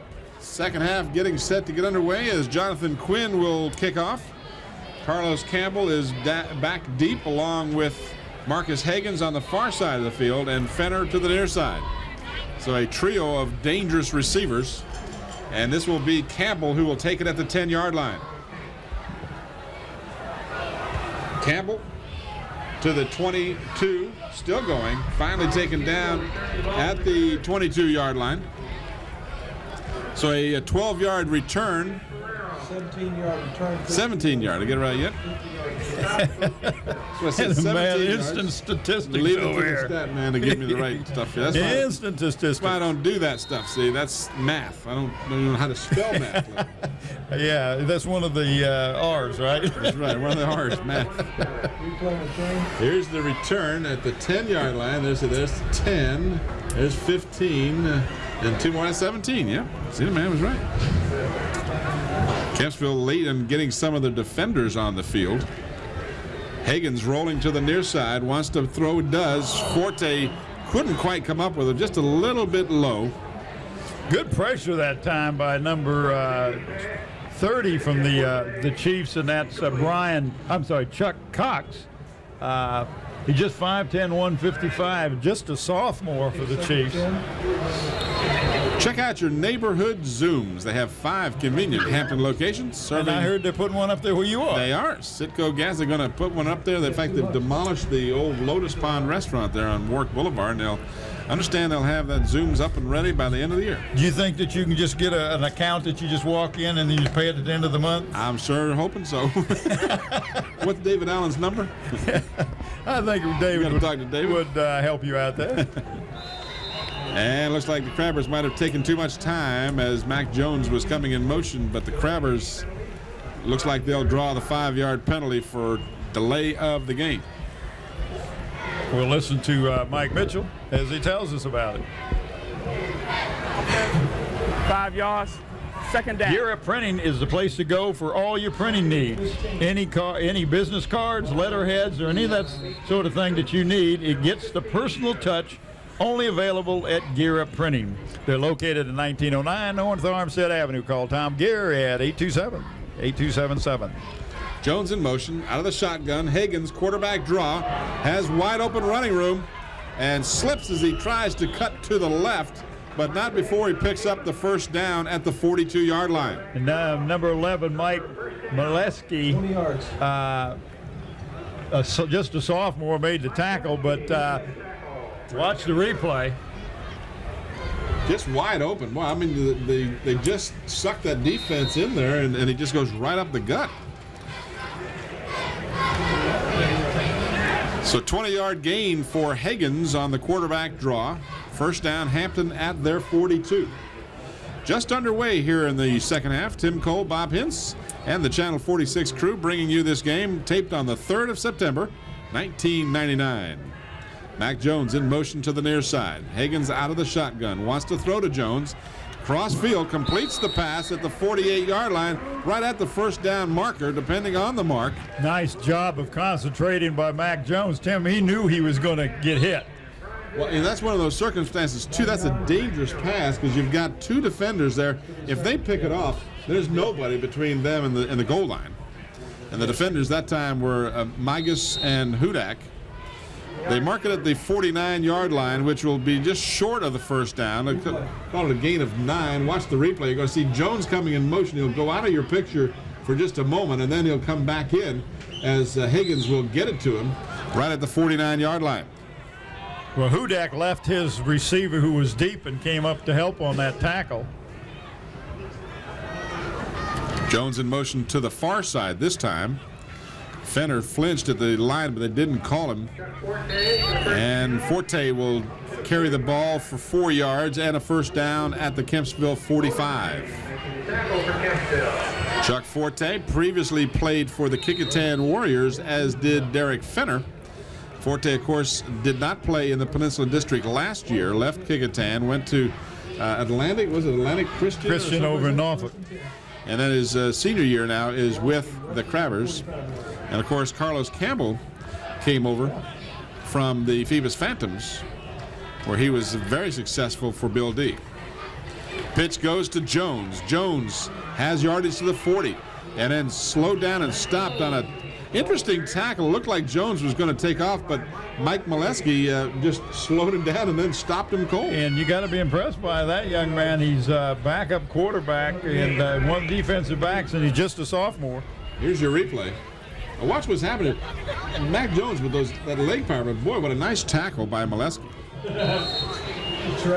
Mark it at the 37-yard line, a gain of about 8 on that play. Second down and a pair. Again, Hampton has been switching back and forth out of the shotgun, this time under the center. Jones, first down, 20, check that 30-yard line. Stop made that time by Stephen Migas. So the Crabbers pick up another fresh set of downs at the 30-yard line, leading 27-0. Well, Hampton showing that they can do it through the air, and on the ground they're just grinding this out, shortening the second half. You get the ball and you just grind it out, and take a lot of time off the clock. I formation. Campbell to the near side. And this time it's Alfonso Gunter. So Gunter gets the call for one of the rare times tonight. That might be his first carry of the ballgame. Gunter, of course, was the starting quarterback in the very first game of last year for the Crabbers. He was the heir apparent when Ronald Curry graduated, but got beaten out for the position by Higgins. Well, and Alfonso's a good defensive player. Plays that defensive end and does a great job. Second down and about 6, and this time nothing happening. That looked like number 21, Jimmy Williams Jr., just a sophomore, 6'1", 180. Tell you what's nice about being in this circumstance. You got the first game of the season. You're comfortably in front.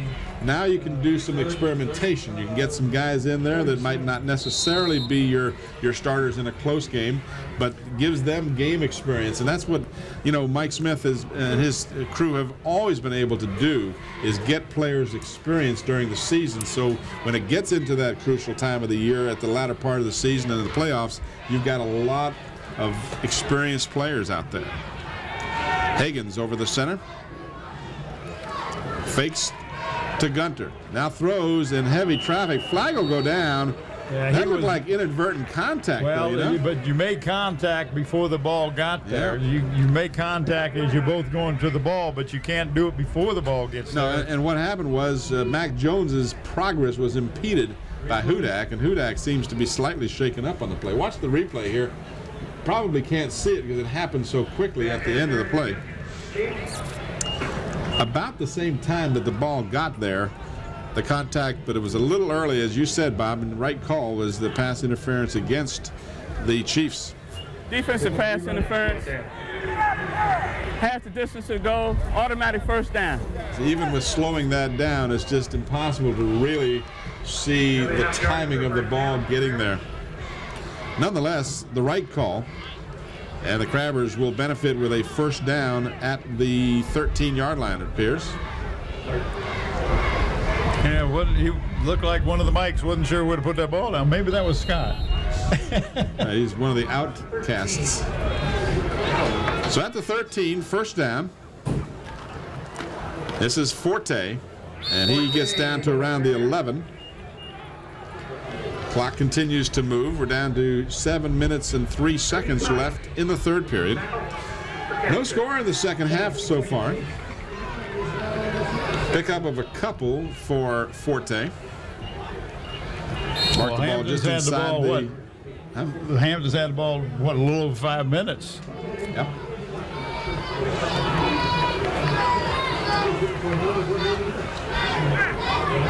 Taking time off that clock. One nice thing about it is, as long as you've got the ball, the other team can't score. And you know when that defense is getting wore out. They were on the field a lot.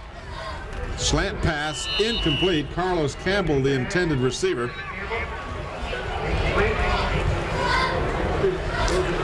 That's the kind of a pass that I think if Marcus had waited one more second, it'd have been a little easier to catch. But Hudak has shown he's a good defensive back, good defender.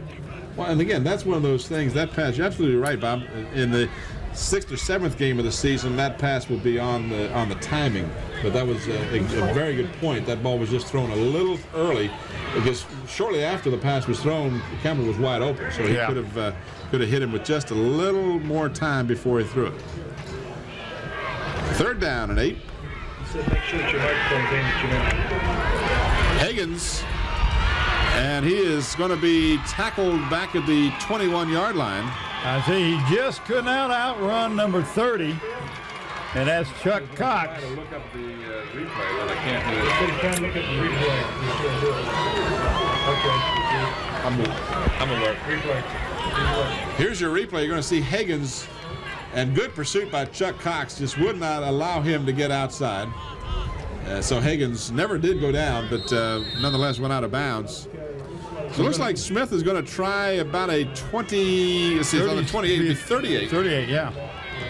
38-yard field goal attempt. The breeze right now is just kind of gusting. It's kind of hard to tell what direction it might be coming. Got plenty of distance, and it's good. Nice kick.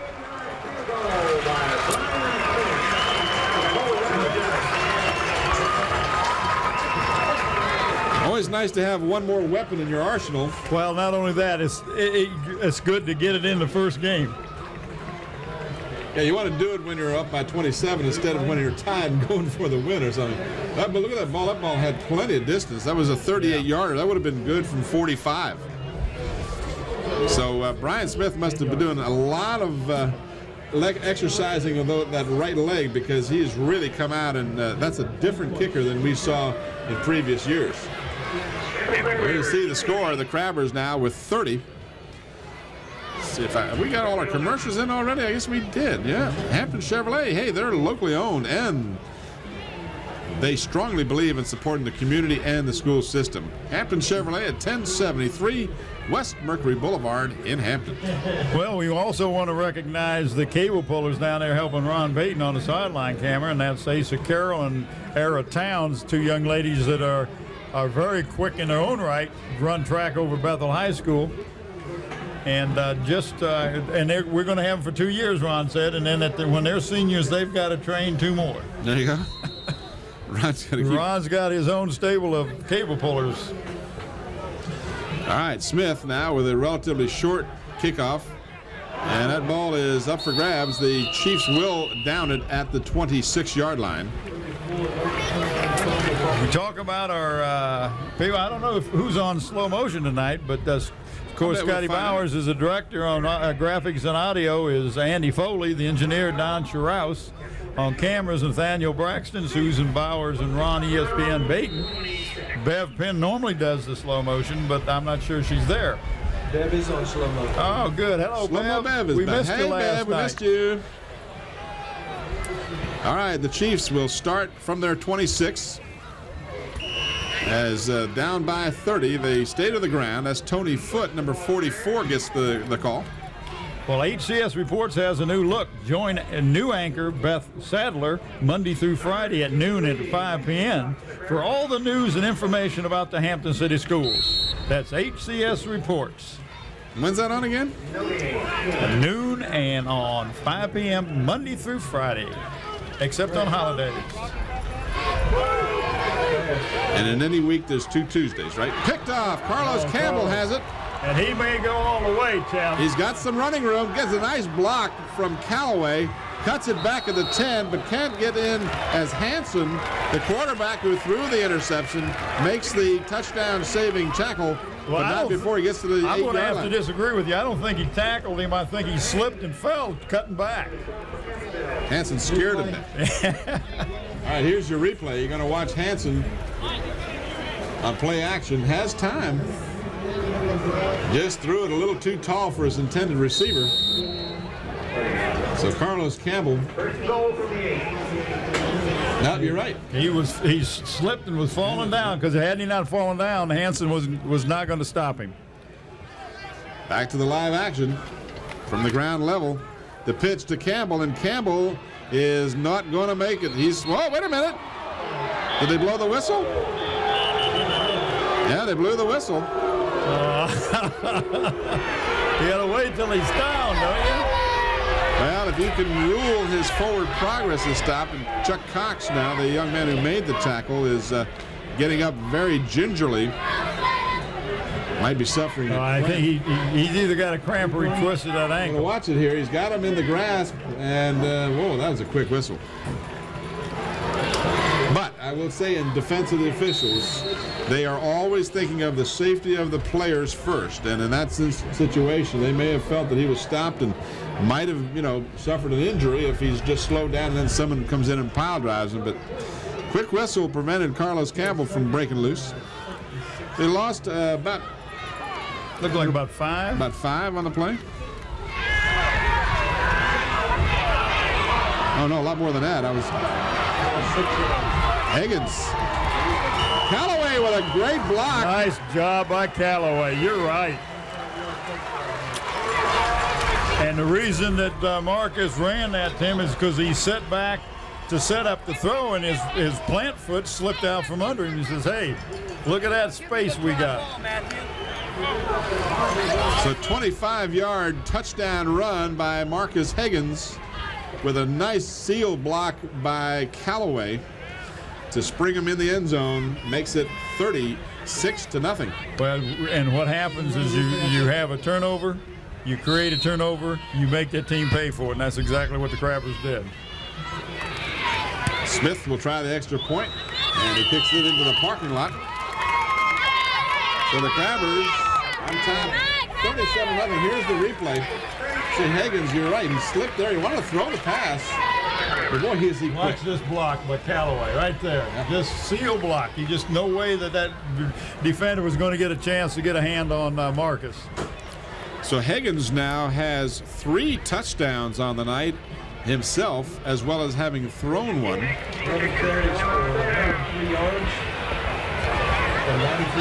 11 carries for 103 yards and 93 yards passing for Higgins. So that's a 200-yard night. I was going to say that's going to scare the fool out of 200, isn't it? And that's not counting his return. Right. Not including the 69-yard return. And we still have 4:25 left in the third. So it's starting to look a little bit desperate. Well, it's starting to look normal to the fans on this side. This is what they come to expect from the Crabbers. Workmanlike job by the offense and defense, but very explosive. Score from anywhere on the field. They're just so deep, at least in the offense. I mean, the offense is just so terribly deep. And, well, your offense is putting points on the board. The defense is sitting on the bench. So, it works to your benefit both ways. Fair catch called for at the 26-yard line. So that has been the order of the day now. That's just about where Smith's kicking it consistently. Well, and, when he tries to kick it long, he'll get it down within the 5-yard line, but that footing is really treacherous there when he does that little pooch kick or kickoff or something. He just looks like he's slipping a little bit. All right.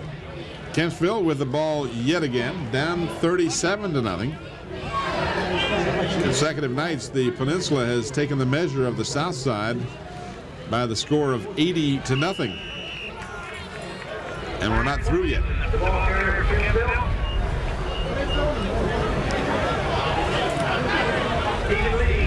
Clarence Clanton, the ball carrier for Kempsville. He picks up about 5.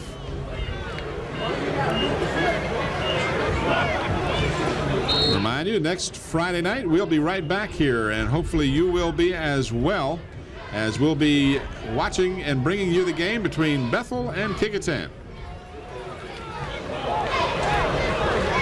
Well, just no hole there, nowhere for that ball carrier to go that time, Tim. Warriors losing their first outing in a narrow loss. That looks like was number 36, Clarence Clayton. Nowhere to go.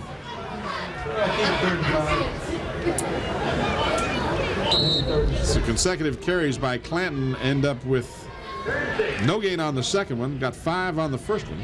Trevor Booth, number 24, comes in at defensive back for Marcus Higgins. Marcus taking a well-deserved breather. Hanson throws in a crowd and completes the pass to, guess who? Hudak. Who? Hudak. So he has been the most reliable player on the offense and the defense tonight. Hudak looks like he went back to the team and said, I challenge you guys to do the same thing. Let's do it. 42-yard line. As you watch the replay here, you're going to see Hanson with some protection. And Hudak comes up with the grab for a first down. Running tack not doing much is big Stephen Williams. Stephen Williams, 6'2", 336, and he's just a growing boy, just a sophomore. He just reached out and bear hugged him. The Green brothers have moved on, the Donnie Green and the Jarrett Greens. Now they've put a little beefier guy in there. Well, and you know, not only did he grab him, but he did behind the line of scrimmage because they lost a yard. Lost a yard, second and 11. And a down. You had to break the pass for Hudak. He wants interference, and I don't see one coming, and nor should there be from this vantage point. Clock stops with 2:14 remaining in the third. Hampton led 27-0 at halftime and have added 10 points here in the third quarter on a 38-yard field goal by Brian Smith and a 25-yard run by Marcus Higgins. Third down and 11 for the Chiefs.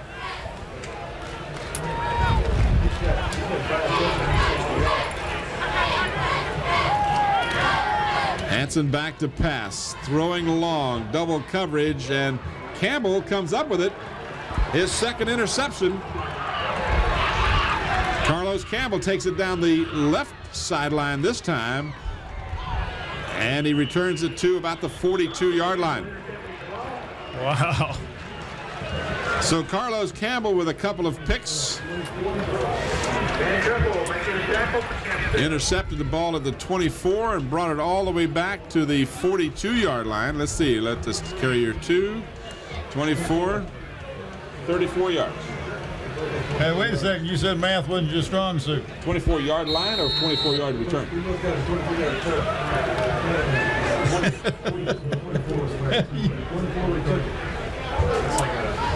Instant Stat Man is giving you the stuff there. Can you regurgitate it? 34-yard return.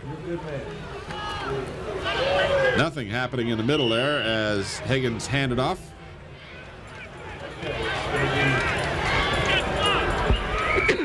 Mac Jones. No, actually, I think that's. Is that Mac Jones? Is it 33? Yeah, it looks like it. Couldn't pick up the number. Yeah, I see who it was.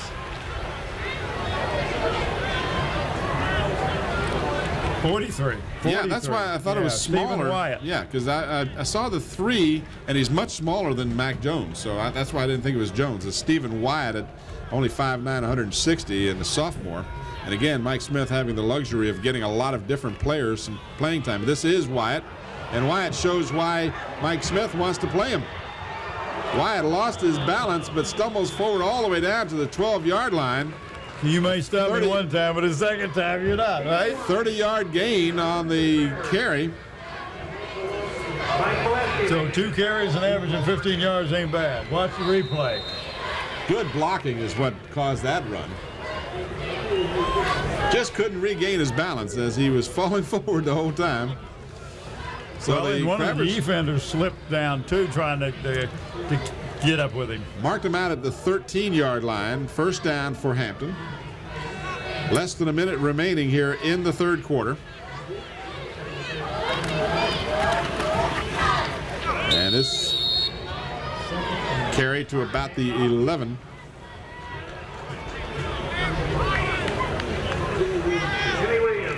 So Jimmy Williams gets the call this time. Number 21. Another sophomore. Yeah, isn't it nice to have sophomores running the ball in the second half of your opening game? Get that game experience. There's just nothing like it. Let's just kind of review that. You got Carlos Campbell, who is a junior. You got Derek Fenner, who is a junior. Mac Jones is a junior. Mac Jones is a junior. Jimmy Williams is a sophomore. As the quarter comes to the end, Alexander Mann, who's also run the ball, he's a junior. It gets a little scary after you start realizing that's how they keep coming up with these teams, is you get these young men that get experience playing when they're sophomores and juniors. It's called recruiting. Yeah. Not me, I know. So we've played 3, and it's 37-0. There you see it on your screen. The Crabbers dominating Kempsville. And I was talking to Nathaniel, don't rain on me Braxton at halftime. I told him I think we might get through this night without any rain. So. Well, he just said keep your fingers crossed. We will pick a player of the game from the Hampton Crabbers tonight, and that player receive a plaque and a shirt. I like to tempt fate. The plaque comes from Buckwalter DC Engraving, located at Tab Square on Route 17. For all your engraving needs, contact Jim or Dave at 596-8850. The shirt comes from Islander Hardware and Sporting Goods, and they're located in Pocosin, and they can meet all your sports needs with a full line of athletic goods, both team and individual, equipment, and uniforms. Plus, they have screen printing on the premises. Call Dave Chubb at 868-8467. John Roberts is the owner. Oh, certainly have some prime candidates for our players of the game. Certainly on offense, you've got Marcus Higgins, who's just scored 3 touchdowns and thrown for another one. You've got Carlos Campbell with a couple of picks. We can go on and on with this.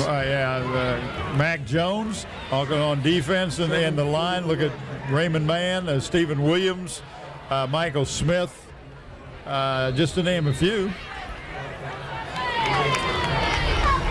Second down and about 8. Ball is at the 12-yard line, between 11 and 12. Higgins rolling, and he's feeling some serious pressure. Got a man who just opened himself up, and that's the man he throws it to, and he can't hold on to it. Good job. Number 21, Jimmy Williams, just a sophomore, saw his quarterback in trouble and spread out, making give him a target. Give him a target.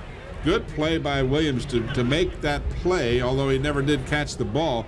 But if he had, it would have been a big savior where Higgins might have been thrown for a big loss. Just a long run for an incompletion. Hey, look at Mike Smith as he calls the play into Higgins, who has come over to the near side. Help, no, hit somebody! Third down. Wind seems to have picked up. I know we're feeling more of a breeze here in the booth. Not ideal passing conditions, to say the least. And we're going to get a delay of game as the Crabbers just took way too long to get that play off. So they'll bring it back 5. Instead of 3rd and 8, it's 3rd and 13.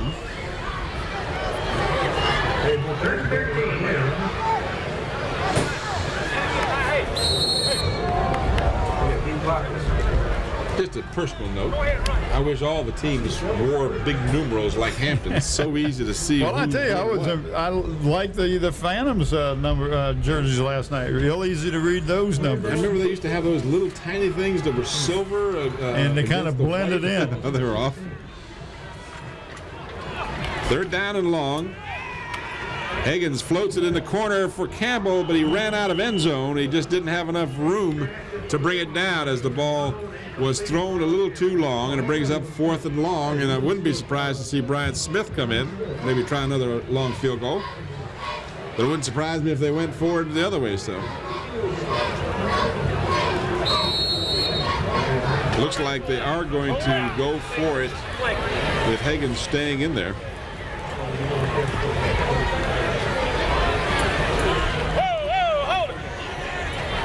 Fourth down and about 13. Going to call a timeout. That'll be their first. Hampton Chevrolet urges you to support the community by giving to the Peninsula United Way campaign. Hampton Chevrolet, a community leader, 1073 West Mercury Boulevard in Hampton. 11:42 remaining in the ball game.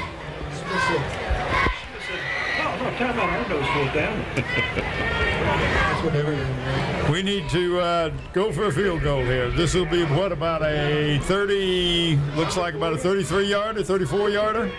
Looks like he's going to spot it at 23, between the 23 and the 24.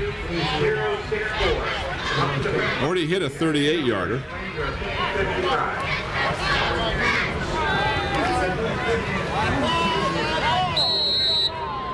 Again, the wind gusting and swirling, certainly not the best of kicking conditions, but Smith has already demonstrated the strength in the leg. All he has to do is get it between the uprights. He's got the distance again, and it is good. No good. Oh, wow, I look good from here, but it must have been a little bit to the right. Must have been. Had the distance.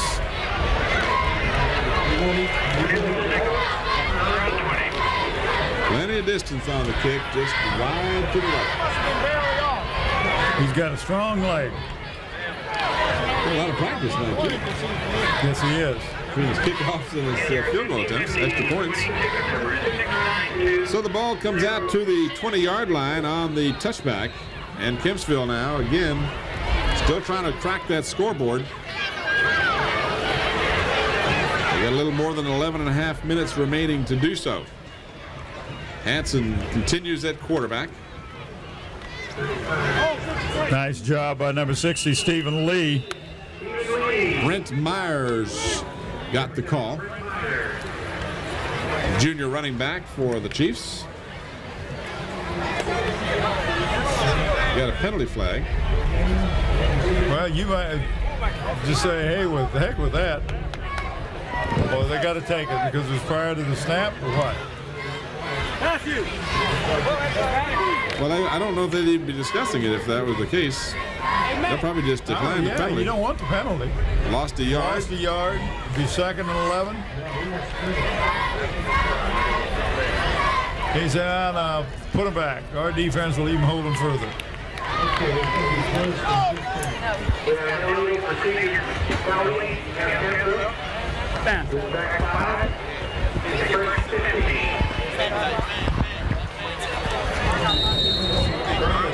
So the ball is at the 15, 1st and 15.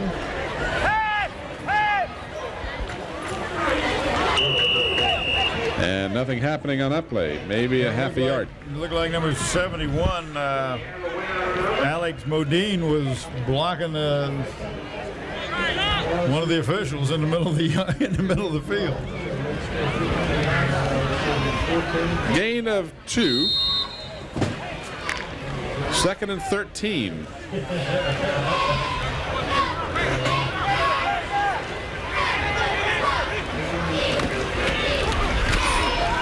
Ooh. Into the middle of the line. That was Brent Myers again, and nothing. Raymond Mann and number 64, Orlando Robinson combined. Robinson 6'4", 220. Might have picked up a yard. They didn't pick up much. Maybe a headache. So 3rd down and long, 3rd down and a dozen.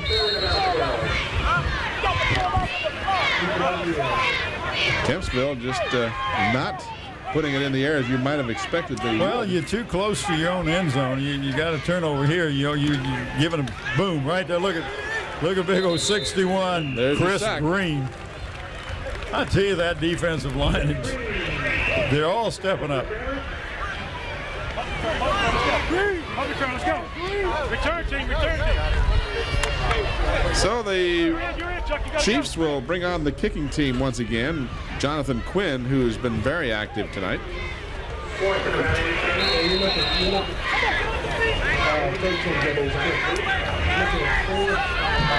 Standing at the goal line, Quinn. Very little pressure the Crabbers put the return on. Campbell will field it at the 47. Gets a block, that picket fence. A flag goes down.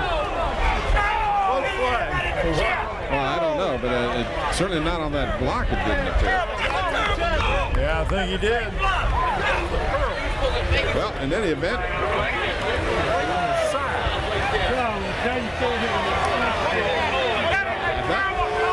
penalty's on that block.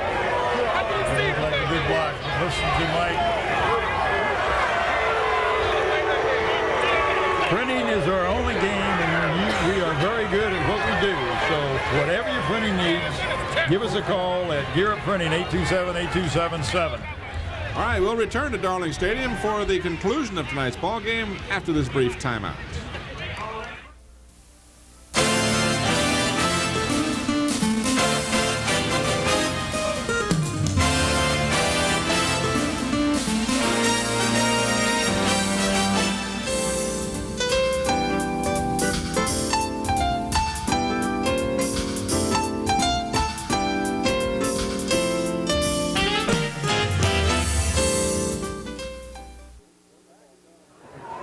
Here we go. We're back at Darling Stadium. Tim Cole with Bob Hintz. 9:24 remaining in the ball game.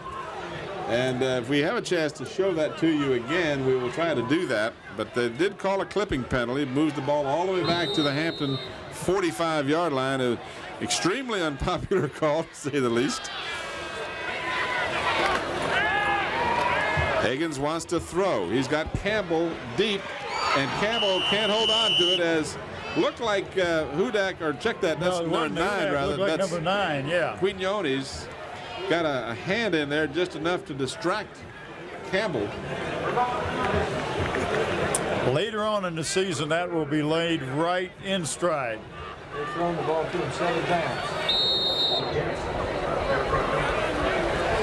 So the incomplete pass stops the clock with 9:16. Here's the return, and let's see if we can see the clip, if in fact we have that to show you. Well, let's watch. Well, here we go. 9:16. No, that's, if that was the second one, it was the second one. Would have to be. It wasn't the first one. Higgins just fights off would-be tacklers and gets all the way down to the 38-yard line for a Hampton first down. And he's slow getting up.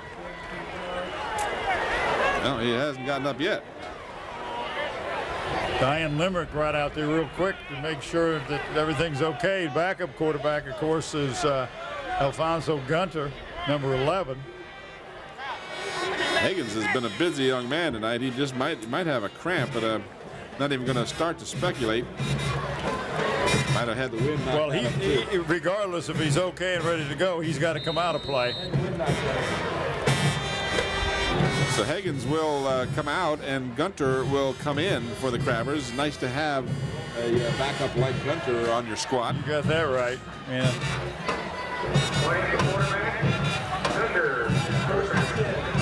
It looked like he got the wind knocked out of him, Tim.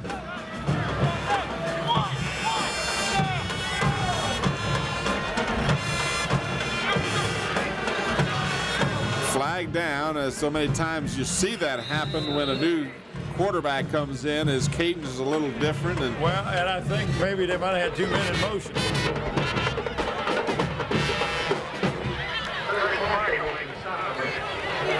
illegal shift penalty against the Crabbers.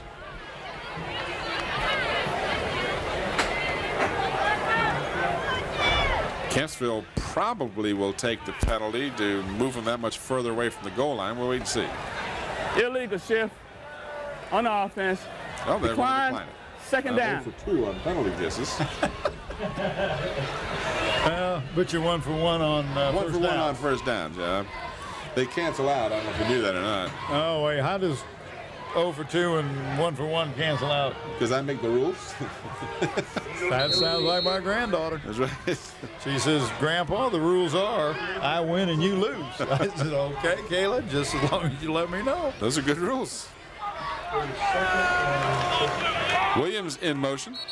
We had movement on the line of scrimmage on the offensive line.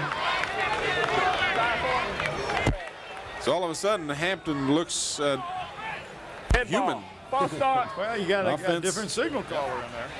Two Different consecutive, cadence counter, just like you said. 2 consecutive plays that are ugly.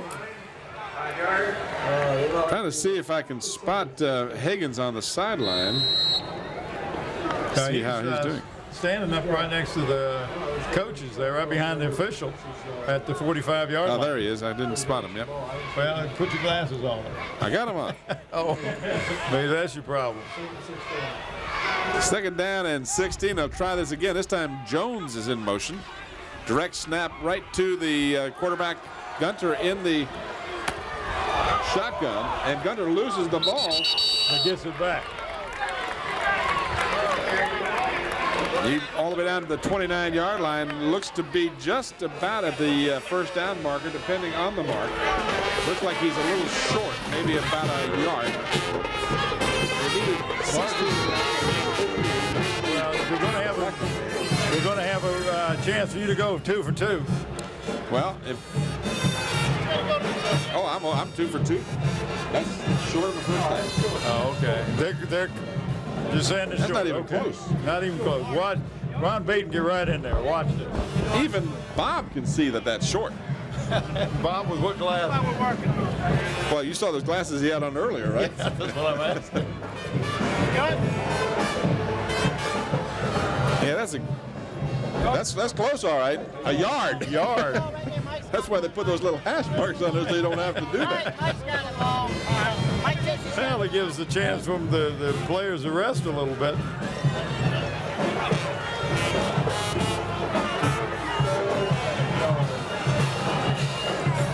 So the down is third and a yard to go. 7:32 remaining. Hey, Bob. Well, if we get a camera shot up here and zoom in on Kellen. It's a little scary, isn't it? It's really. And that's without the teeth. Billy Bob, right? 29-yard line is where they've marked it. Need to get to the 28. When Kellen looks like that, he's like a. I don't know, I thought it was quite an improvement myself. Oh, whoa. Well, he says 2 things happen that are the same when you have a tornado and a redneck divorce. Somebody's going to lose a mobile home. All right. Play action. Higgins back in the ball game, and Higgins still has the ball. He is tripped up at the 15-yard line, but that'll be enough for a Hampton first down, and then some. Looks like he picked up about, 13, 14 yards, Bob? 15. So it's a first down at the Chiefs' 14-yard line. Higgins showing no ill effects from the injury he suffered a couple of minutes ago. 135 yards in the ballgame, 13 carries for Higgins, and that does not include a 69-yard punt return. Over center, Higgins with the fade in the end zone. Carlos Campbell, good coverage again by number 9, and that is, we called his number a little while ago. Quinones. Quinones? Quinones, I think. Okay. That's been, now they've got a couple of good pass defenders besides Hudak. Quinones has done a really good job. They have blanketed the receivers.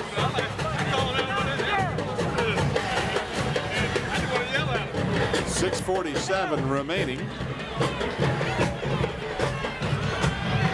My 37-0 score is holding up at the time. Yes, it is. But it ain't over yet.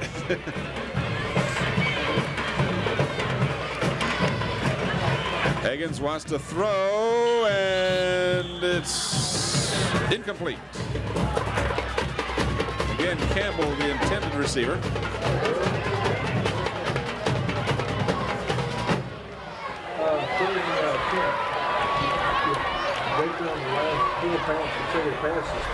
Campbell. They throw to 8 times. 3rd down and 10. Last 4 consecutive passes, Bob was telling me, all to Campbell, and they continue to go in his direction. Ball at the 13-yard line. I can't repeat that one on here. Fenner to the near sideline.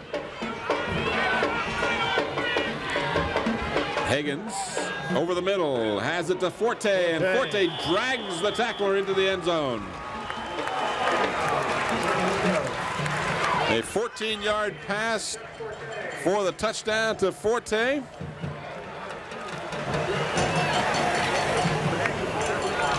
So Higgins on the night now has thrown 2 touchdown passes, one to Forte and one to Fenner, and he's run for 2 more. Should be 3 more, rather. 3 touchdowns he's scored himself and thrown for 2 more. Yeah. Brian Smith on the average try. night.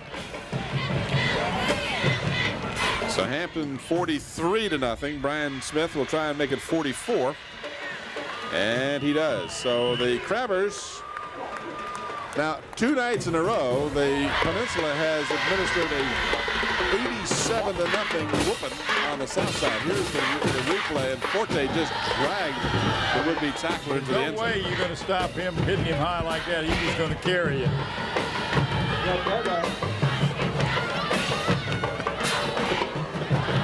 I wish we could get a zoom in.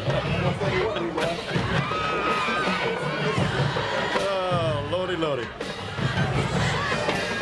See, we got all our commercials in for this quarter. We did. Yes, we did.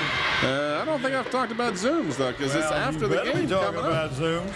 And when after the game is over with, you're leaving the stands, you look for a Zooms, because they're your friendly neighborhood store. They've got Citgo gas, they've got great food, Beantown coffee, fried chicken, potato wedges, Coca-Cola, and more.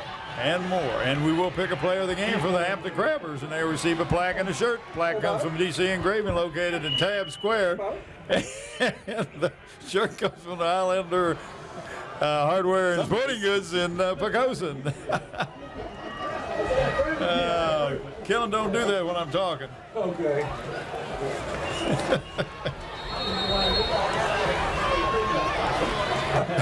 What'd you hear Rue said? A definite improvement.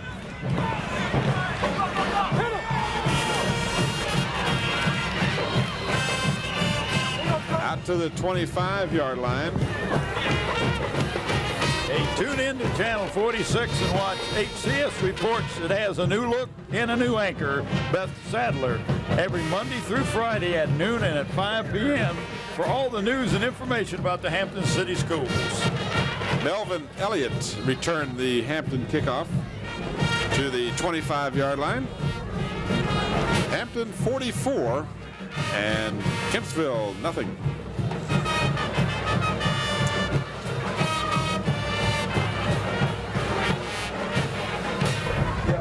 That's Trap right up the middle. And that is number 1, Cedric O'Hara, getting his first action of the night. Cedric O'Hara. Gain out to the 33-yard line, pickup of about 8.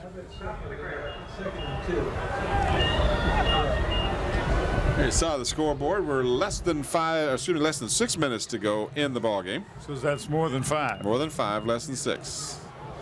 Got an ugly-looking play that time as We got a flag to boot. Hansen ran into the man he was apparently supposed to hand it off to, and a flag on the play as well. And the guy says, I don't want it. Illegal shift. Looked like 3 men moving at the same time.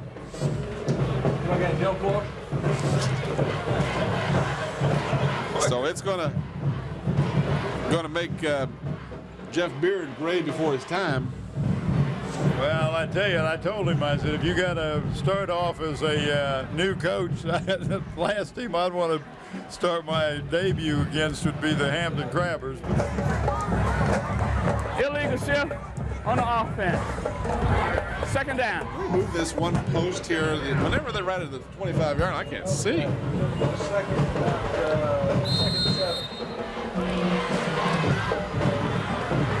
Second down and 7. No, I think it's 12. No, you're right, 7. I'm on the wrong side.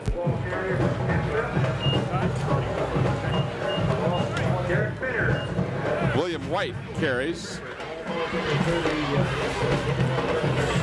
Kempsville really, I think, just wants to get this one over with. And, I think they want to get it over with, too. They're not even attempting the passes.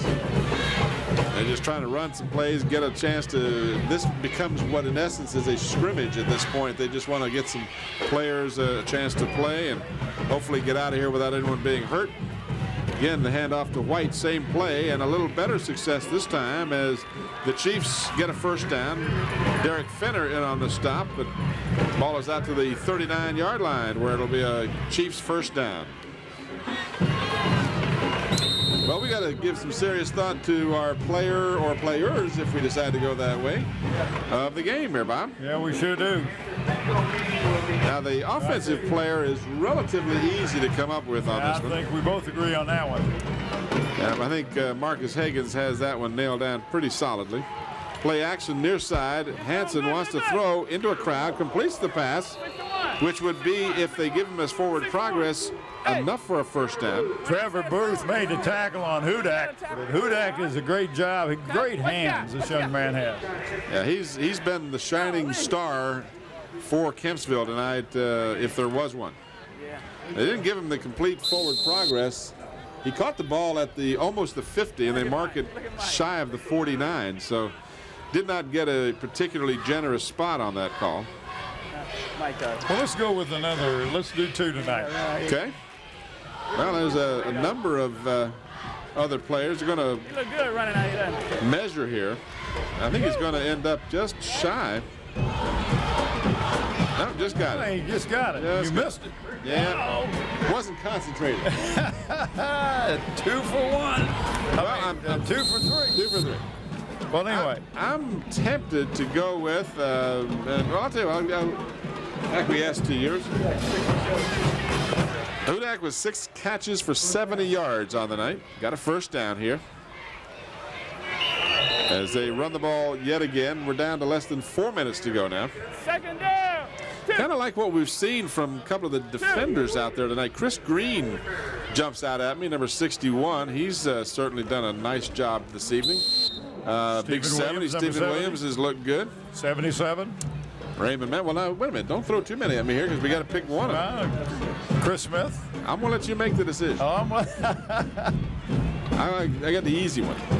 This is White. And White still on his feet, close to a first down.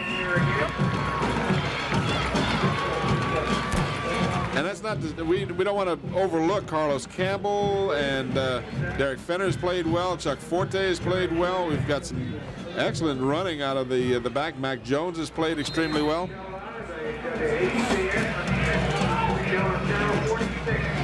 Let's go with, well, you tell him, Bob. Chris Green. Chris Green is going to get our other player of the game. 5'11", 190-pound junior plays that linebacker spot. Kempsville trying to crack that scoreboard to get all the way down to the Hampton 22-yard line. 2:34 remaining, and they have all 3 of their timeouts remaining. So they're going to try and avoid this shutout that the Crabbers have administered. But I've seen many teams get down there inside the 30 and close to the 20 and have a hard time sticking it in the end zone. You know, we've seen a number of great Hampton teams. You realize last year that the Crabbers had 6 shutouts last year? Wouldn't surprise me. White again with the call, and cuts it back to the middle, which was, in retrospect, not a great idea because that's where all the pursuit was. But he got down to the 17-yard line. Clock continues to move down to 2:05.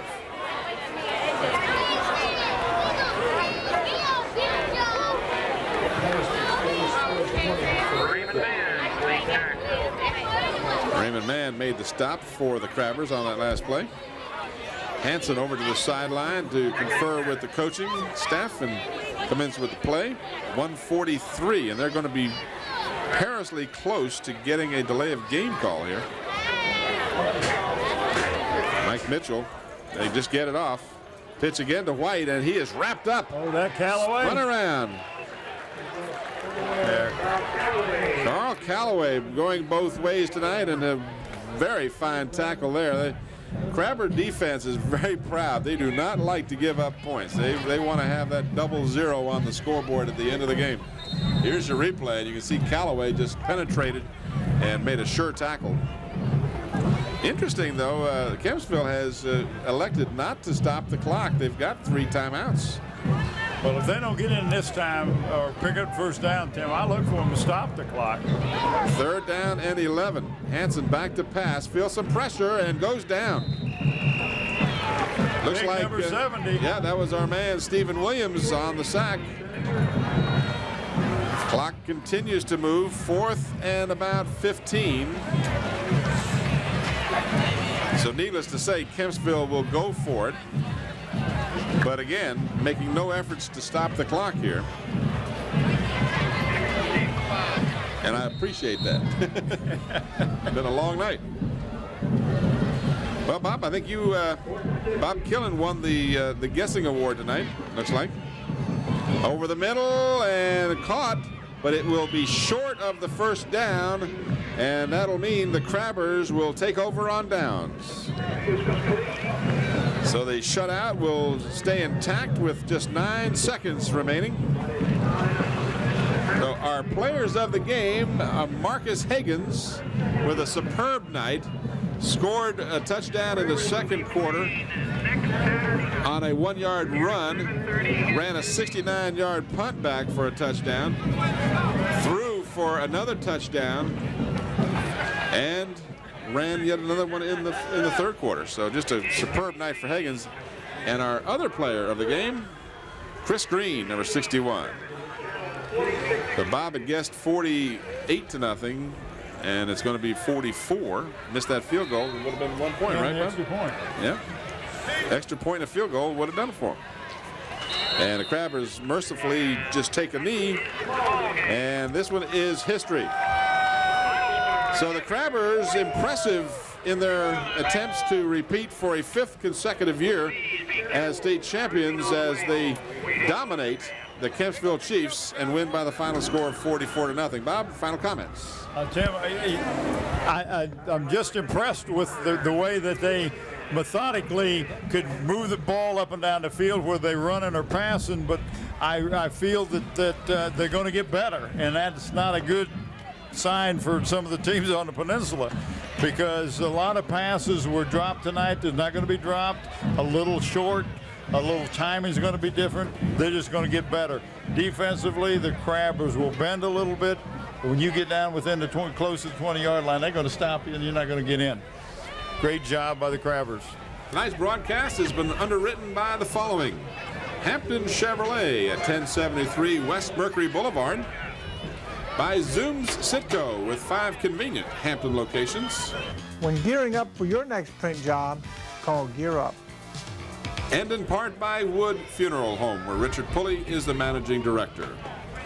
Well, that's going to do it for us from Darling Stadium. Again, we remind you, next Friday night we'll be back here for the battle between the Bethel Bruins and the Kecoughtan Warriors. For Bob Hintz and the entire Channel 46 crew, the final score, Hampton 44, Kempsville 0. Tim Cole saying good night, everybody.